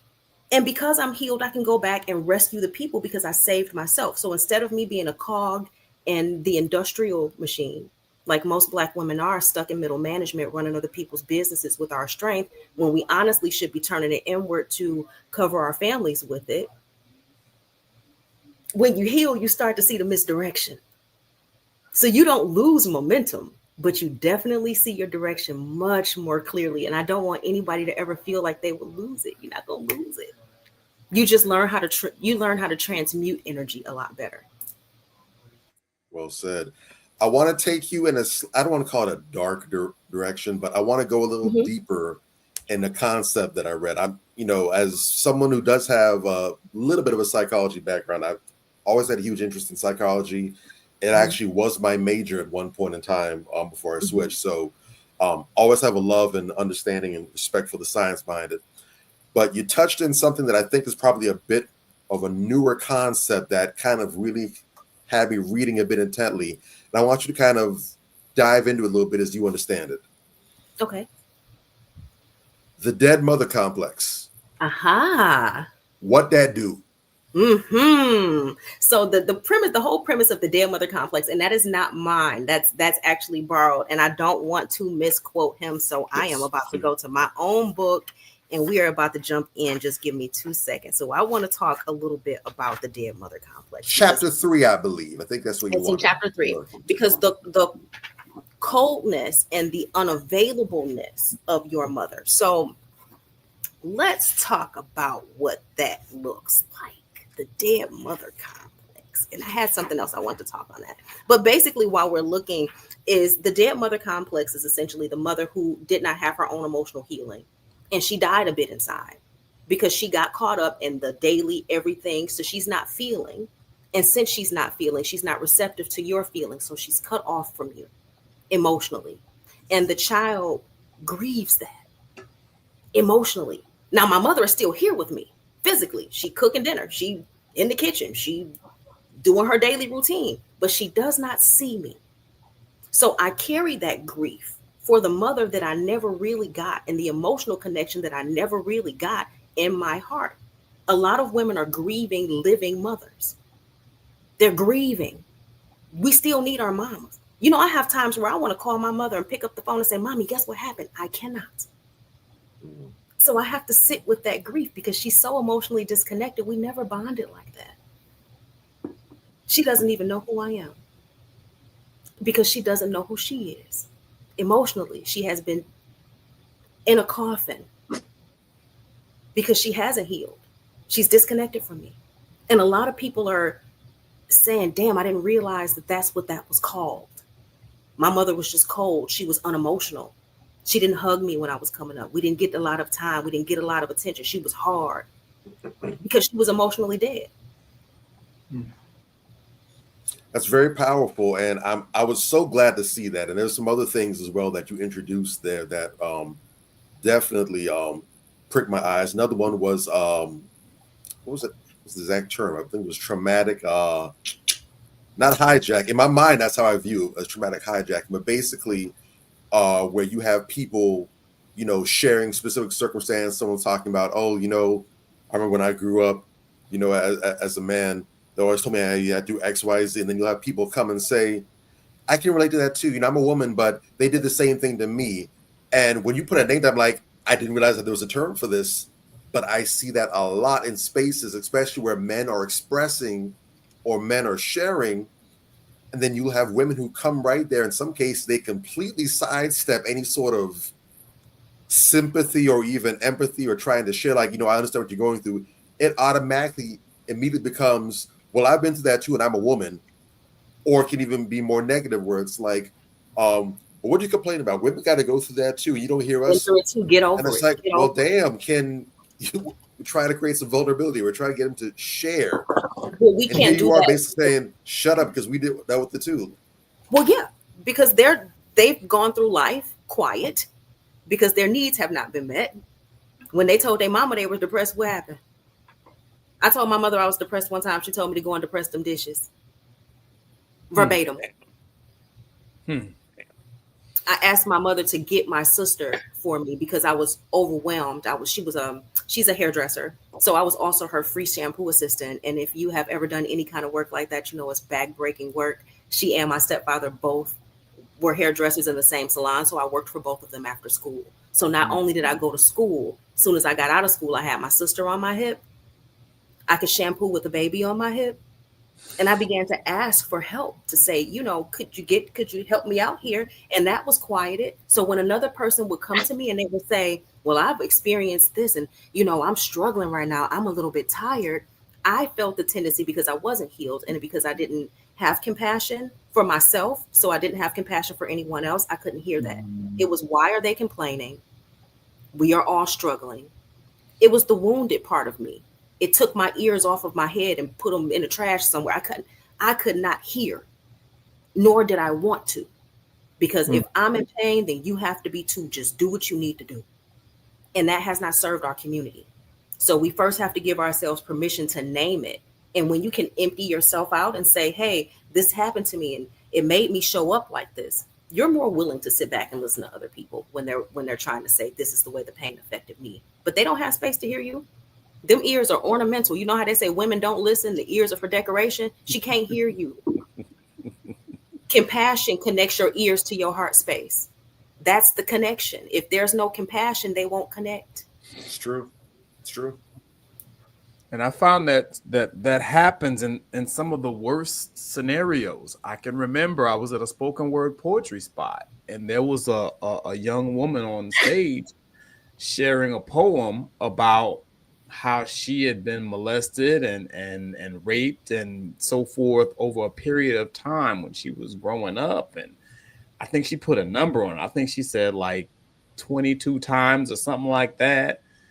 And there was this other spoken word poet that I used to hang with or whatever. She's standing next to me. She says, so what? Shit happened to me over 50 times. It's like, damn. So what? It happened to me over 50 times? Because they've been violated from the time that they were children. A lot of these women have told their mothers and said, hey, this is happening to me. And the mother said, no, it wasn't, because she was also sexually abused. This is why that happens. This is why that happens. But this is the thing. I mean, to the world, you know, that these are the people who are supposed to be the compassionate ones. I couldn't shut my mouth. I can't be compassionate while I'm living know. in hell. I can't be compassionate while I'm living in hell. Most of these women are living in hell. We are putting the cart before the horse, and we have healed people expectations of people who have been broken, and they don't even know that they're broken. Yeah. We need to go back to grade school with this conversation, and we are in middle school right now trying to figure out how to get along when people are going into relationships feeding their unmet needs from childhood. Yeah. It's sad, it's simple, but it comes with accountability. Yes, everything stuff has happened to all of us. Men have been sexually abused. And I won't go too deeply into it with my client base, but I see several men. I do rehab work here in South Florida. I work with a lot of different, I have a collaborative relationship with a lot of different rehab facilities here where I work with men's groups and I work with women's groups, and I like to separate them because of this level of trauma. Because when a man begins to open up, I don't want a woman to come in and say, well, so what, this happened to me? Because the fact that I got him to admit it in the first place, that's huge. And it's one that I huge. fiercely protect. I fear, and as soft as I am, you're reading that you can't play with me. I'm not the kind of woman that you would even try to play with. Soft, respectful, and I fiercely protect them in that space because they are experiencing from me in that program remothering. And I take the place of their mom. I definitely do. I get in there and I listen to them. That's all I have to do is listen to them. I hear you. I see how it has affected you. These mother wounds are affecting grown men, 50, 60 years old, addicted to pills, can't function in their life because of their mother wounds. This is not something that's woman specific. We're all in pain. And, you know, the division is keeping us in pain. But first, we got to talk about our mamas. We got to admit she was less than perfect. We have to admit that she was wounded. We have to admit that maybe she was molested and she had been raped. Then she suffered in silence. But she was still that same person that raised me. Do you know that rape causes PTSD? That's fear for a shortened future. Heightened startle response. You think you're going to die soon, but that's mama. So this is the only mother this child has, but now she has fear for a shortened future. This is mama, but now her startle response is heightened. How does a child grow up like that, turn out normal without doing some work? And this is the conversation we need to have. We need to give each other grace, talk about the foundations that built this dysfunction that we're experiencing, not to place blame on it, but to point to it. Causation is important. If I can say, I'm acting really needy right now because I didn't have a dad and I had an emotionally immature mom. I was a needy girl. Oh, I was, Lord have mercy. I was so needy in relationships. And if you didn't text me right back, I was scorching her. You know, and I know a lot of women do that. And I had to stop and say, why do I need him to stop and text me back? Is it the control I'm looking for? Is it being chosen that I'm looking for? Do I want to know that somebody loves me enough to choose me and to prioritize me because I didn't feel that as a child? That level of self-awareness keeps you from acting out your behaviors. And if I could get people to see that, then you don't have to worry about showing up like whatever. You can get yourself what you need. I'm not talking about being a good wife or a good husband right now. I'm talking about existing in the skin that you're in and being a functional adult so that we can be interdependent and not codependent. It's my only goal. That's solid. Real quick, I want to read a little paragraph from your book. I believe it's in chapter 3, starts on page 55. Okay. And then I want to ask a question because, again, you know, as I was going through reading, this jumped into my head. And I was like, I wonder if she sees this or if I'm alone in thinking this. So I just want to get your thoughts on this really quickly. It says, many women today are choosing isolation over connection, not out of preference, but out of deep, unhealed pain. Isolation feels safer. When early relationships taught them that vulnerability led to punishment or rejection, solitude began to feel like the only reliable sanctuary. This self-imposed distance often gets praised as strength, independence, boundaries.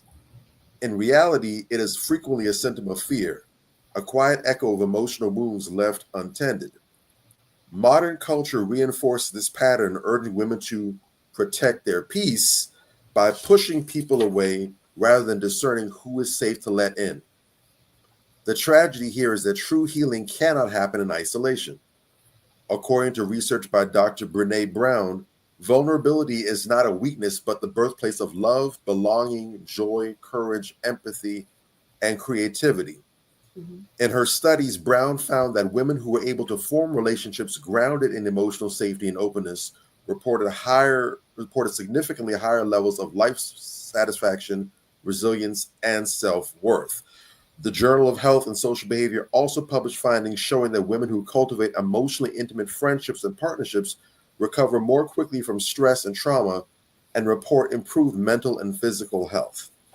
Now, of course, this was primarily geared toward women, but what jumped out in my brain was something that kind of had been, tickling around there for many, many years now, because I've seen this and I'm just been scratching my head. I mainly saw this really take off during the pandemic. I cannot recall such a rise of quote unquote emotional support animals in all my life. I can't recall. I know that you used to have people walking their pets. You have the little cats, little dogs, might even see like a little lizard or a snake on someone's shoulder or neck every now and then in public. But when you went to the store, when you went to a restaurant, and you saw an animal, the dog basically looked like Rambo. It had the whole little Action Jack book bag on. It had like a little eye patch, like it served over the military. Had a sign saying "Support dog, don't disturb," whatever, the whole 9 yards. Nowadays, in the last several years, I can't miss and go to the gas station without seeing somebody's damn dog. Speaking as an animal lover, big old German Shepherd right alongside them in the checkout lane. I can't go to Whole Foods without seeing somebody's freaking Rottweiler sitting in the shopping cart. May as well wear a diaper like Baby Huey. No, yeah. And I can't help wondering, is what I read, is that part of the manifestation of this? Is it because people are unable to form healthy relationships with other people, especially the opposite sex? So as opposed to being lonely, they're literally taking what people like Kevin Samuels have said, if you can't get yourself together, you're going to have to get a plant, get an animal, or die alone. Is that what we're actually seeing? Is this that in real time people are taking on their pets, and not just getting pets, but literally taking them everywhere like children, because this is how they cope without having those bonds with other people? What are your thoughts on that? Well, yeah, let's unpack that. And you're right. I do see a uptick in that, and it's because people are not designed to be alone. Like I touched on before, we're supposed to be interdependent. We are not supposed to be codependent. We're supposed to be two whole parties, able to trust and able to depend on each other. This is the way that we are designed. We are not designed to live in solitude. However, if you expect to have a person with you all the time, you have to be accountable to the way that you show up for that person, to that person, and in that relationship. If my wounds are making me show up in a way that I can let alone control it, I don't even understand it. I don't know why I'm snapping at you. I don't know why I don't trust you. I don't know why I'm making you prove yourself. Then that other person is not going to stay, right? So the accountability has to be there for you to behave in a way that's conducive to you keeping that relationship. And when you choose not to, when you opt out of accountability, then it's Fido. Because how accountable is Fido holding you? How accountable is the emotional support snake around your neck holding you? You still get some semblance of connection and contact without the responsibility of maintaining the relationship. And their loyalty is going to be 1,000% because they, animals function different. You can beat an animal and they're going to love you to death. So you're feeding me. You're feeding me. You're meeting my needs. And while you're not perfect, you're feeding me. The same way a lot of us were raised by our abusive mothers. She was feeding us. She took care of us. So we were loyal to her and we didn't know any better. Yeah. I actually heard a mother say that online the other day when her daughter was giving her some pushback on, some of the hardships she experienced growing up under her. And she said, I fed you and put a roof over your head. And it's like, That's maintaining a child. She missed the whole point of what the girl was saying. You know what I'm saying? The girl was cooking. The girl was really talking about people qualities that she was never taught, love that she was never given. Like she was talking about real tangible intangibles, if you get where I'm coming from. You know what I'm saying? The tools that everybody else had to get ahead, I didn't have. Right. I didn't get that. The love would have got to be ahead further, but you cannot hold them accountable because she did her best. And get this, mama cannot be held accountable because mama had to give her own mother that justification. And if she takes accountability, then what had her my mama dead? I can't even lay accountability on my mama. And since I couldn't, you won't. You think I'm lying? I'm living it with my own mother. Nope. Oh, I wrote this from experience. I have gone no contact with my own mother because I was in divine refusal to maintain a system of dysfunction to make you feel better. I'm a very self-aware woman, so the only requirement that I have of people is that they are equally self-aware. And if they aren't where I am, it's okay. Just be working on it. Just be willing to have tough conversations with me. We ain't never got a fallout. But she's, emotionally, she's 16. So when you try to talk to them, and like you mentioned with Kevin Samuels, one thing that I did, and nobody's perfect, but one thing that I did notice from the women who called his show, who gave a lot of pushback when they called, they sounded just like my mama.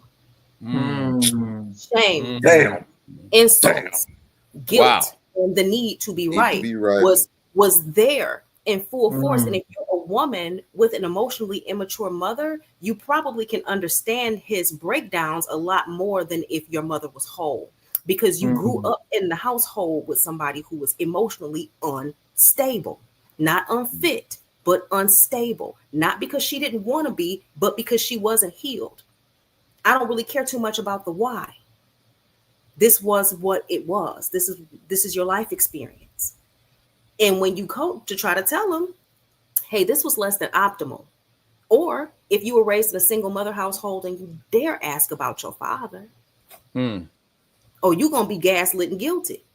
You're going to be, I asked my mother, how did y'all meet? Why you need to know all of that? I was like, because, most people want to know their origin story. Damn. Wow. So when we're talking about, we cannot hold our mother accountable for anything. My mother has told me verbally, you're not going to hold me accountable. I'm not going to be held accountable. And I said, I know. Because I understand that accountability comes with all the weight that I put this pressure on my daughter. Damn, I took from her. I stole her childhood. I made her grow up, and then I ridiculed her for being grown. I made her grow up, and then I ridiculed her for being fast. Somebody was going to have to grow up. It wasn't going to be the baby. Yes, the girl is grown. She a grown little kid. She need to stay in a child's place. Well, when you take her out of a child's place and you put her in a woman's place, and then you want to know, well, you bucking up at me, you acting like you want to fight me, you want to be more woman than me, well, you've positioned me as your equal. No, this is not an experience that women are able to communicate with their mothers. Yes, she cut up on her. I raised you, I fed you, you didn't die. I could have put you on the house road. I know women who pimp their kids out. They automatically go to the wildest scenario because they need to be right, and they need you to feel guilty, and they want you to feel shame that you even brought this up. People, mothers is dead, and your mother, you only get one, and I ain't gonna be here long. Guilt, shame, insults, guilt, and the need to be right. I didn't make them act like this.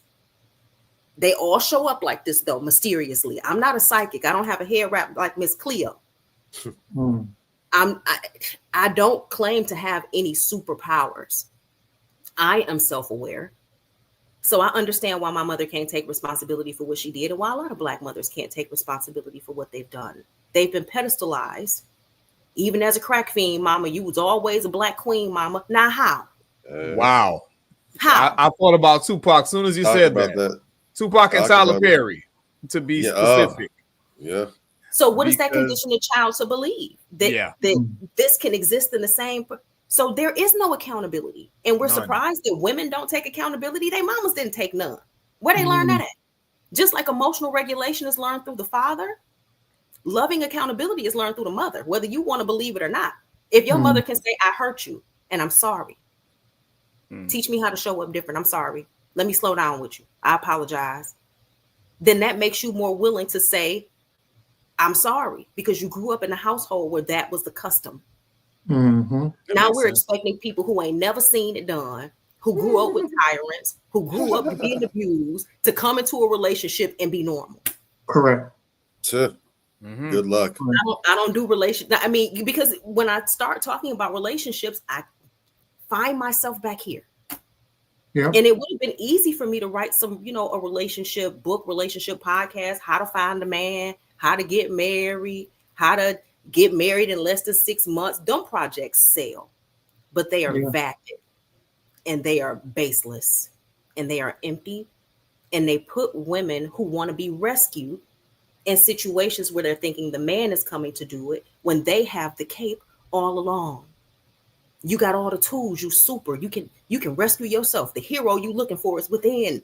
That man ain't gonna keep your life soft. What's going to happen is she gonna wind up with one of y'all, and then get triggered because healed men. Mm-hmm. I was just about to say that. If you think you ready, try to date a healed man, because then you see all of your unhealed triggers. And triggers are a beautiful thing. Okay, they aren't a negative. If you're triggered by something, that's your body's way of saying, hey, let's pay attention to this. Now I can move toward the solution instead of just feeling like crap. I'm a very solution-based woman. If I ever felt uncomfortable with something, is, why am I uncomfortable? And what do I need to make myself comfortable? Not, oh, this man better come in and make me feel comfortable, because I'm so powerful. I don't have to wait on a man to make me feel anything. I'm so powerful. And my energy is so consistent that if I'm not comfortable, then I know how to advocate for myself to increase my comfort. So I don't even have to act out of character. I don't have to cut up or show up or anything like that. I don't have to do anything like that. I can just leave.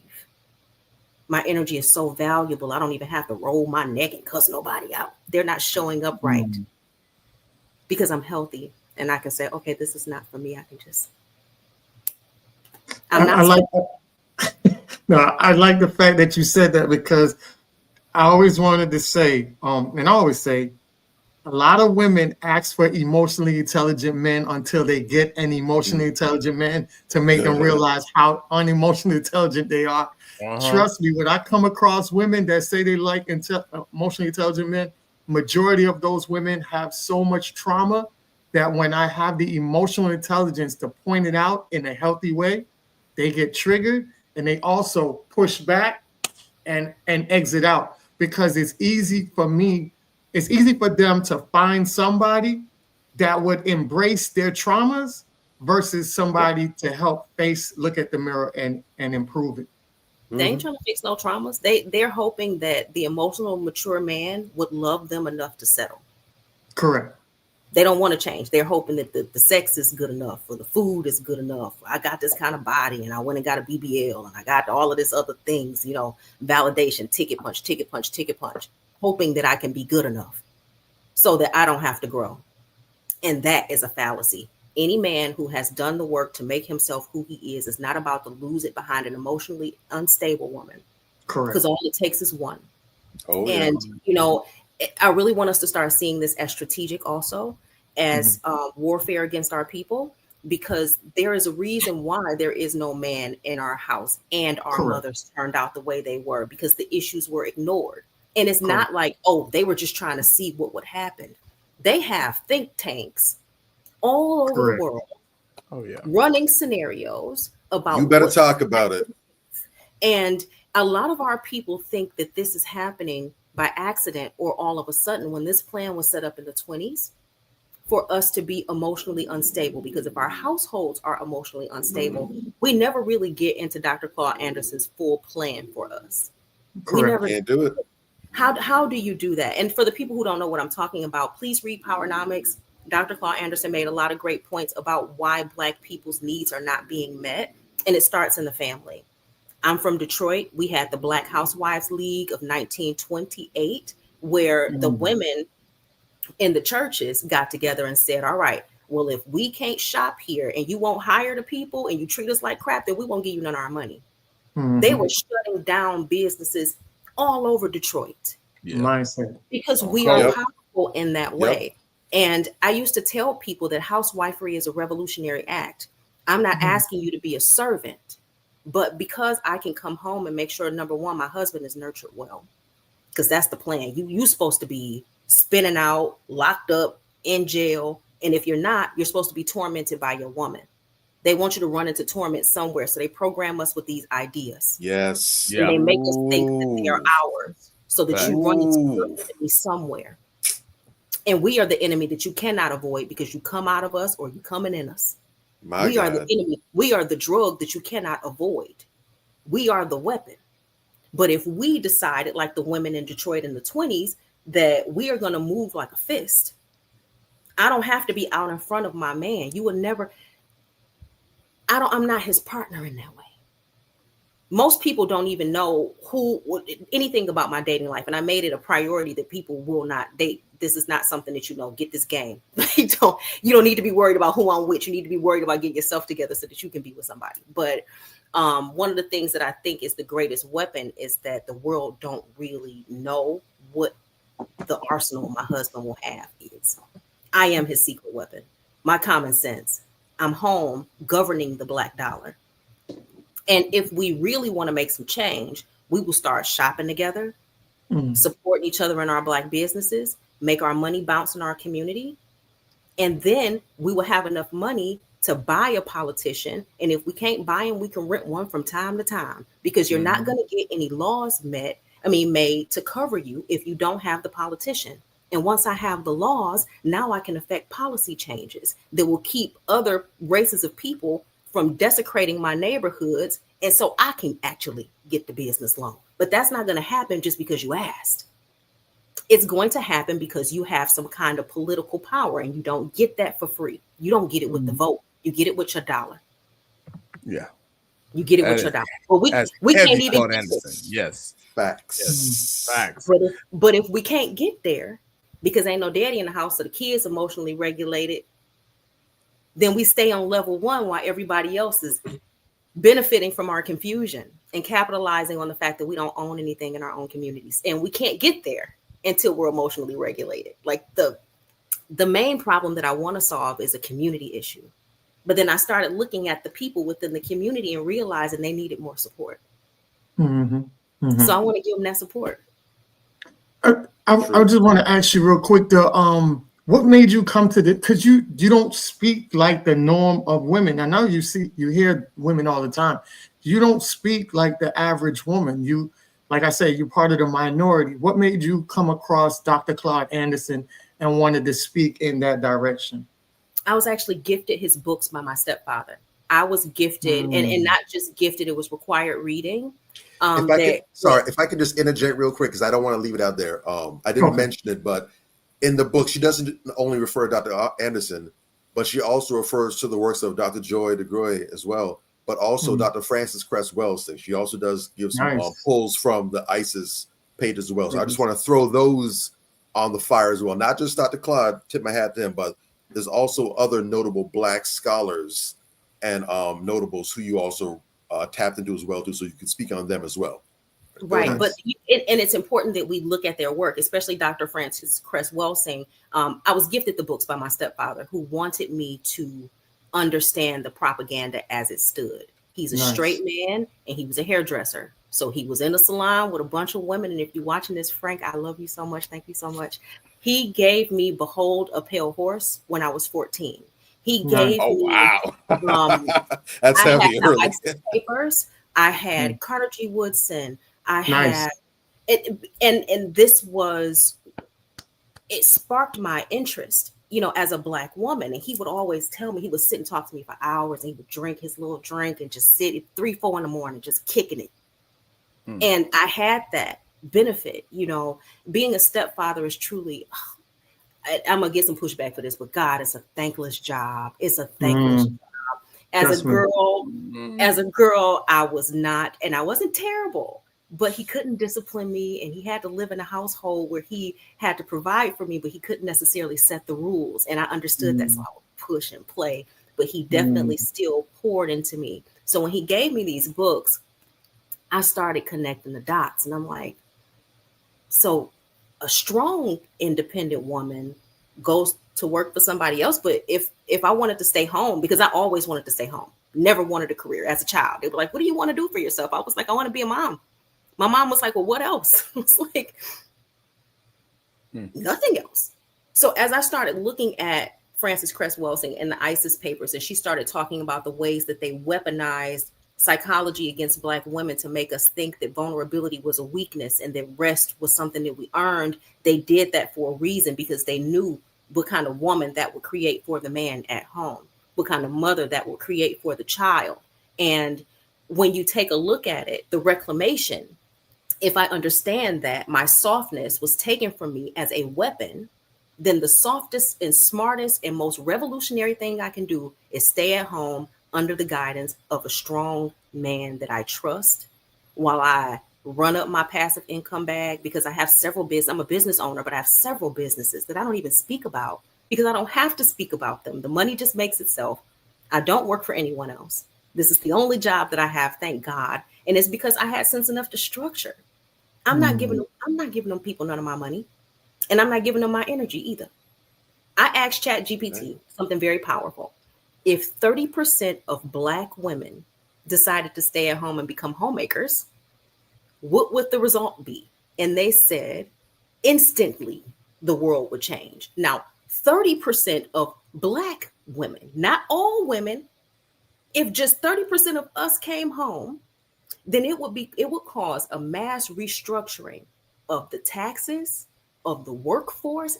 Put the prompt in ChatGPT and ask it yourself. If you're just feeling froggy, if you're feeling curious, ask ChatGPT, realistically, given the structure of the current economy, what would happen if 30% of Black women came home and did not rely on government assistance? They weren't getting on a welfare system. They came home because we work. We could, the same jobs we running for them, we can do for ourselves from our house. Without the harassment. I'm not saying come home and get under the bed. I'm saying come home and use that strength in the right direction. So all I'm asking, like Sister Shahrazad Ali says, Black women are strong, but we use our strength in the wrong direction a lot of the times. That's all I'm asking. Don't get them nothing. These people are benefiting off of us. They're putting their kids through school, keeping us convinced that we are strong until we dead. And then when you die, they got somebody else in your job. Yep. You have more value with your family when you cultivate the right family. You can demand protection and respect. You're not going to get sexually harassed at your house. You can advocate for yourself. You know, I realized it was a revolutionary act. I'm looking at all these revolutionary books and I'm reading. I'm like, dang. So you mean to tell me that Black women have never been able to stay home? There's another book that you should get. It's called Labor of Sorrow, Labor of Worth. And it's about Black women working in America. It's written by a white woman. And the title may be off, but I'll send you a copy of that or a picture of that after this. And it just laid out from slavery into contemporary day what happened when Black women stopped working and how we always had to work. We were never seen as housewives. We were never seen as ladies. We had to work. There were laws on the book that said white women can't find domestic workers. You got to come to work.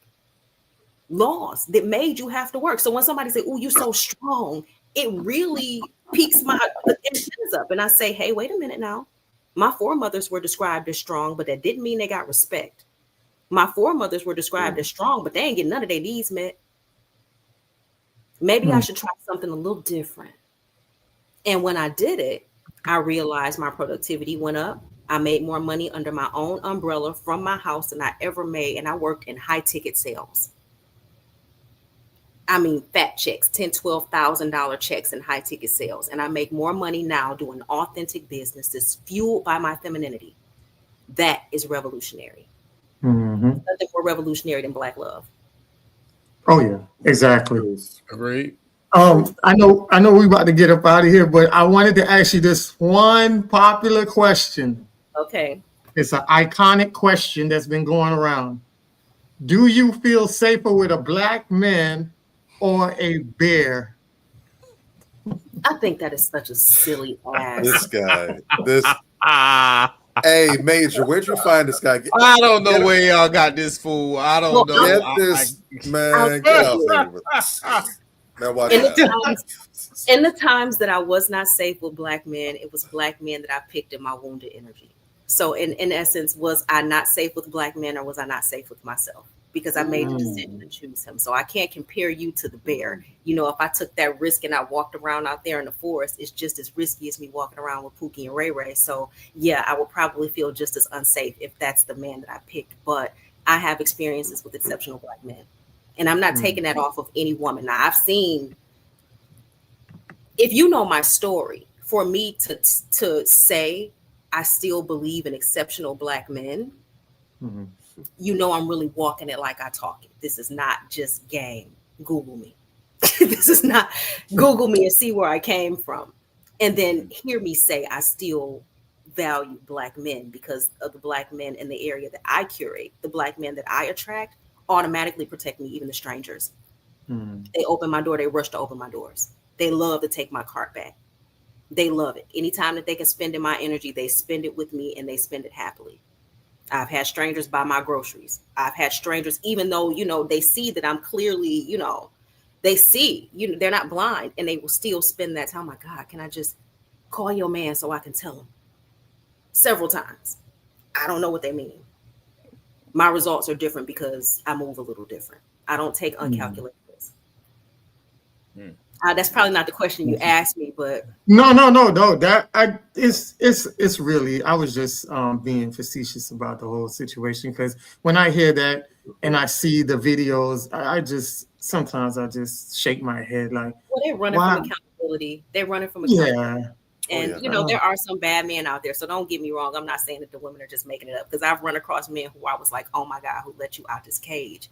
But those interactions are few and far in between. And I can't say that this has been my experience with all black men, because it has not. I would be disingenuous if I said that. So I've had bad black women. I've had, you know, a woman cheat on me before.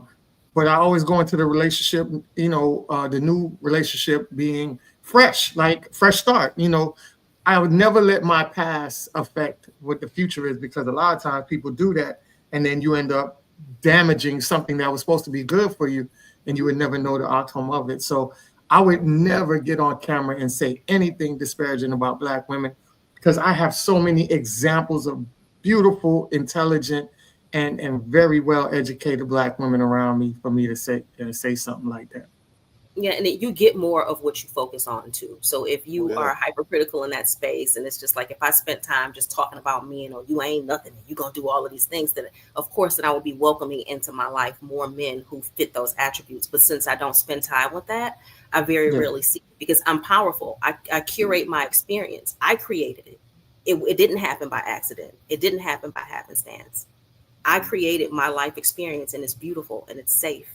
And it'll continue to be, because I can advocate. So if any woman gives me any pushback from that, I mean, I don't really know how, but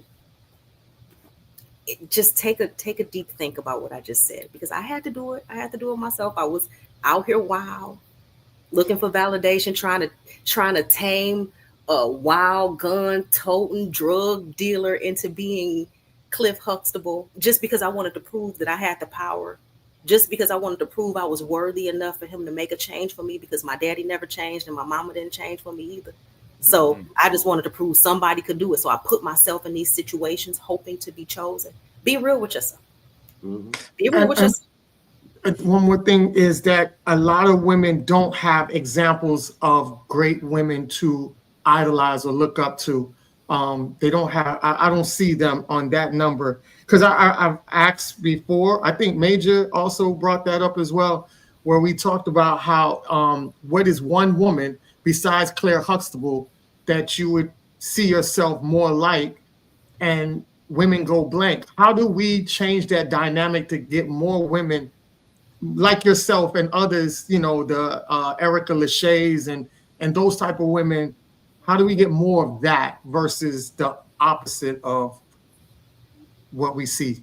Well, we have to change the motivations, because if a woman thinks that she's softening herself for a man, she's going to automatically give you pushback. But if she sees that she's softening herself so that she can feel comfortable enough to idolize her own self, she don't need no role model. She just needs to feel worthy enough to allow herself to heal. Only thing she needs to do is get out her own way. She can be her own role model. I don't want you looking up, not even to me, because I'm human. I have women all the time who say, no, I just want to do it just like Tiff. And then my humanity disappoints them. If you just get out your own way, you don't have to have a person to look up to. Nobody is going to be able to tell you any better information than what your inner child will whisper to you in them times of vulnerability. So instead of you getting mad and lashing out, I want you to listen to your inner child and really give her what she needs, because then you'll begin to soften up and you won't even realize it. You'll feel a different level of safety. You don't need a role model. You just need to clear your own way, find yourself worthy, do the work. Stop looking for a shortcut. There is no shortcut. There is no soft life. There is nothing that you get what you advocate for. We very rarely get what we deserve. We get what we go after. We get what we ask for. So if you take nothing else from that, please take that. You guys can find me everywhere. TikTok at Boundaries Bestie. I am available for private coaching sessions. I do private coaching sessions. Nice. So the link is on my website. You can always reach out to me at empowerpathlifecoaching.com. That's also linked on my social medias. I do have an Eventbrite event coming up, Untangling the Mother Wound. It is July the 6th. So I'm hoping that people will come by. This is like my 4th or 5th Eventbrite. They're very popular. They're very high rated. People who have had my coaching will tell you that I'm not sugarcoating anything for you, but you're going to get where you say you want to go. And I'm not going to play with you. So come ready to work, come ready to unpack some of this stuff. And I'm not going to make you do it by yourself. I'm going to hold your hand while you do it. I'm going to hold your hand while you do it. I'm going to put you in my lap while we do it, but we're going to do it. So thank you guys so much for having me tonight. This has been a blast. If you ever want me to come back for any reason, I will always come back. If you guys want to, if you Google me and you see some things and you want to talk about those, then, we'll open that up and we'll talk about that too. Definitely going to have you back, because I have to read that book. I'm definitely going to order it when we get offline. Please do. It's available on Amazon. And if you just want it right now and you cannot wait, I do have a digital copy available on my website for immediate download. So if you just want to read it right now, you can go to my website, download it, boom, you can have it tonight. But if you have Amazon Prime, you could probably have it tomorrow. With the way that they deliver, it might be on your porch tomorrow. So I appreciate all the support. I appreciate you guys opening up this space for me to have this dialogue. I also appreciate the discomfort. If anything that I've said has made you uncomfortable, please, let's sit with that together. You can always reach out to me for clarification, but everything that I say is from the heart. It's not performative. I want you to step out of this femininity crap. I'm not a femininity coach. Your femininity does not need coaching. You need to feel safe. And I can help you feel safe. It is. Splendid. All right. Splendid. Beautiful. Oh, man. Go ahead. Man. Now, I was going to say the time is a little far spent, but that's okay because it has been time well spent. So I don't think we've done a disservice to ourselves, to the audience, anyone that's been partaking with us. Definitely think probably in the future, we're going to definitely look to having you on again. We'll see if we can find something that is fitting. And of course, if you have any new projects that you're working on, don't hesitate to scream at us. We'd love to go ahead and shout you out. Thank you. You're part of the Manifestations family, so we got you locked in. You good? You certified? Everywhere we go, you good with us. I'm like a cousin now. I'm gonna bring some to the cookout. It ain't gonna be paper plates. I'm gonna bake y'all some. No raisins in it. No raisins in it. You can see us out with that. All right. Okay. Thank you so much for having me again. Good night, guys. Thank you for coming. I appreciate thank you so much. Yeah, and we out. Definitely. So thank you for joining us for yet another week. I hope you appreciate the guest that we had on, Tiffany Marie Langford. And again, she is the author of the book, Mothered by Survival, Unpacking the Generational Legacy of Emotionally Immature Mothers. We will catch you all next week, same time, same place. Thanks for our Facebook followers. Thanks for our fans over on IG, YouTube viewers, and those people that came on because of Tiffany. Thank you for joining. Hopefully, we will not see you for the last time this week, but we'll see you in the future. This is Major Gage. This is Anthony Malcolm. I am Bobby Drake. Together, we are Manifestations 2020. All right. Manifestations. Man up. Manifestations. Man up. Manifestations. Man up. Manifestations. A place where we inform, build, and inspire. Manifestations. Man up. Manifestations. Man up. Manifestations. Man up. A place where we inform. Manifestations. A place where we inform, build, and inspire. You gotta eat what you kill. You gotta go out there, you gotta hunt for your meals. We all have that ability to connect with people, to be that motivational person in somebody's life. You gotta let people know there's certain lines you don't cross, and that there's gonna be consequences if you do. Man up. If you are an adult and you are in a relationship, that person's emotions are not your responsibility. Man up. Manifestations. Man up. Manifestations. Man up. Manifestations. A place where we inform, build, and inspire. The devil, during slavery, destroyed the masculinity or manhood of the so-called Negro. No man. No man. Right now you got to be trained all over again to be a man. When someone is obligated to do something, it is binding upon them to do it. And failure to do it causes reaction. Man up. Position make you rich. I don't have that type of richness. My richness is life forever. If that people knew that glorious path, if that people knew that glorious path, if that people knew that glorious path, then they would be more inclined to respect themselves. I'm not saying I'm going to rule the world or I'm going to change the world, but I guarantee that I will spark the brain that will change the world. And that's our job, is to spark somebody else watching us. A place where we inform, build, and inspire. Manifestations. Man up. Manifestations. Man up. Manifestations. Man up. A place where we inform. Manifestations. A place where we inform, build, and inspire. You want to tell me about yourself? Go get your friends. I'll tell you who you are based on who your friends are. Don't just live and die. That's an ugly existence. Make your life matter, make your life count. Live a life where people can actually mourn you for the things you left behind, not just because you were around and existed. We need strong black nuclear family. Yes.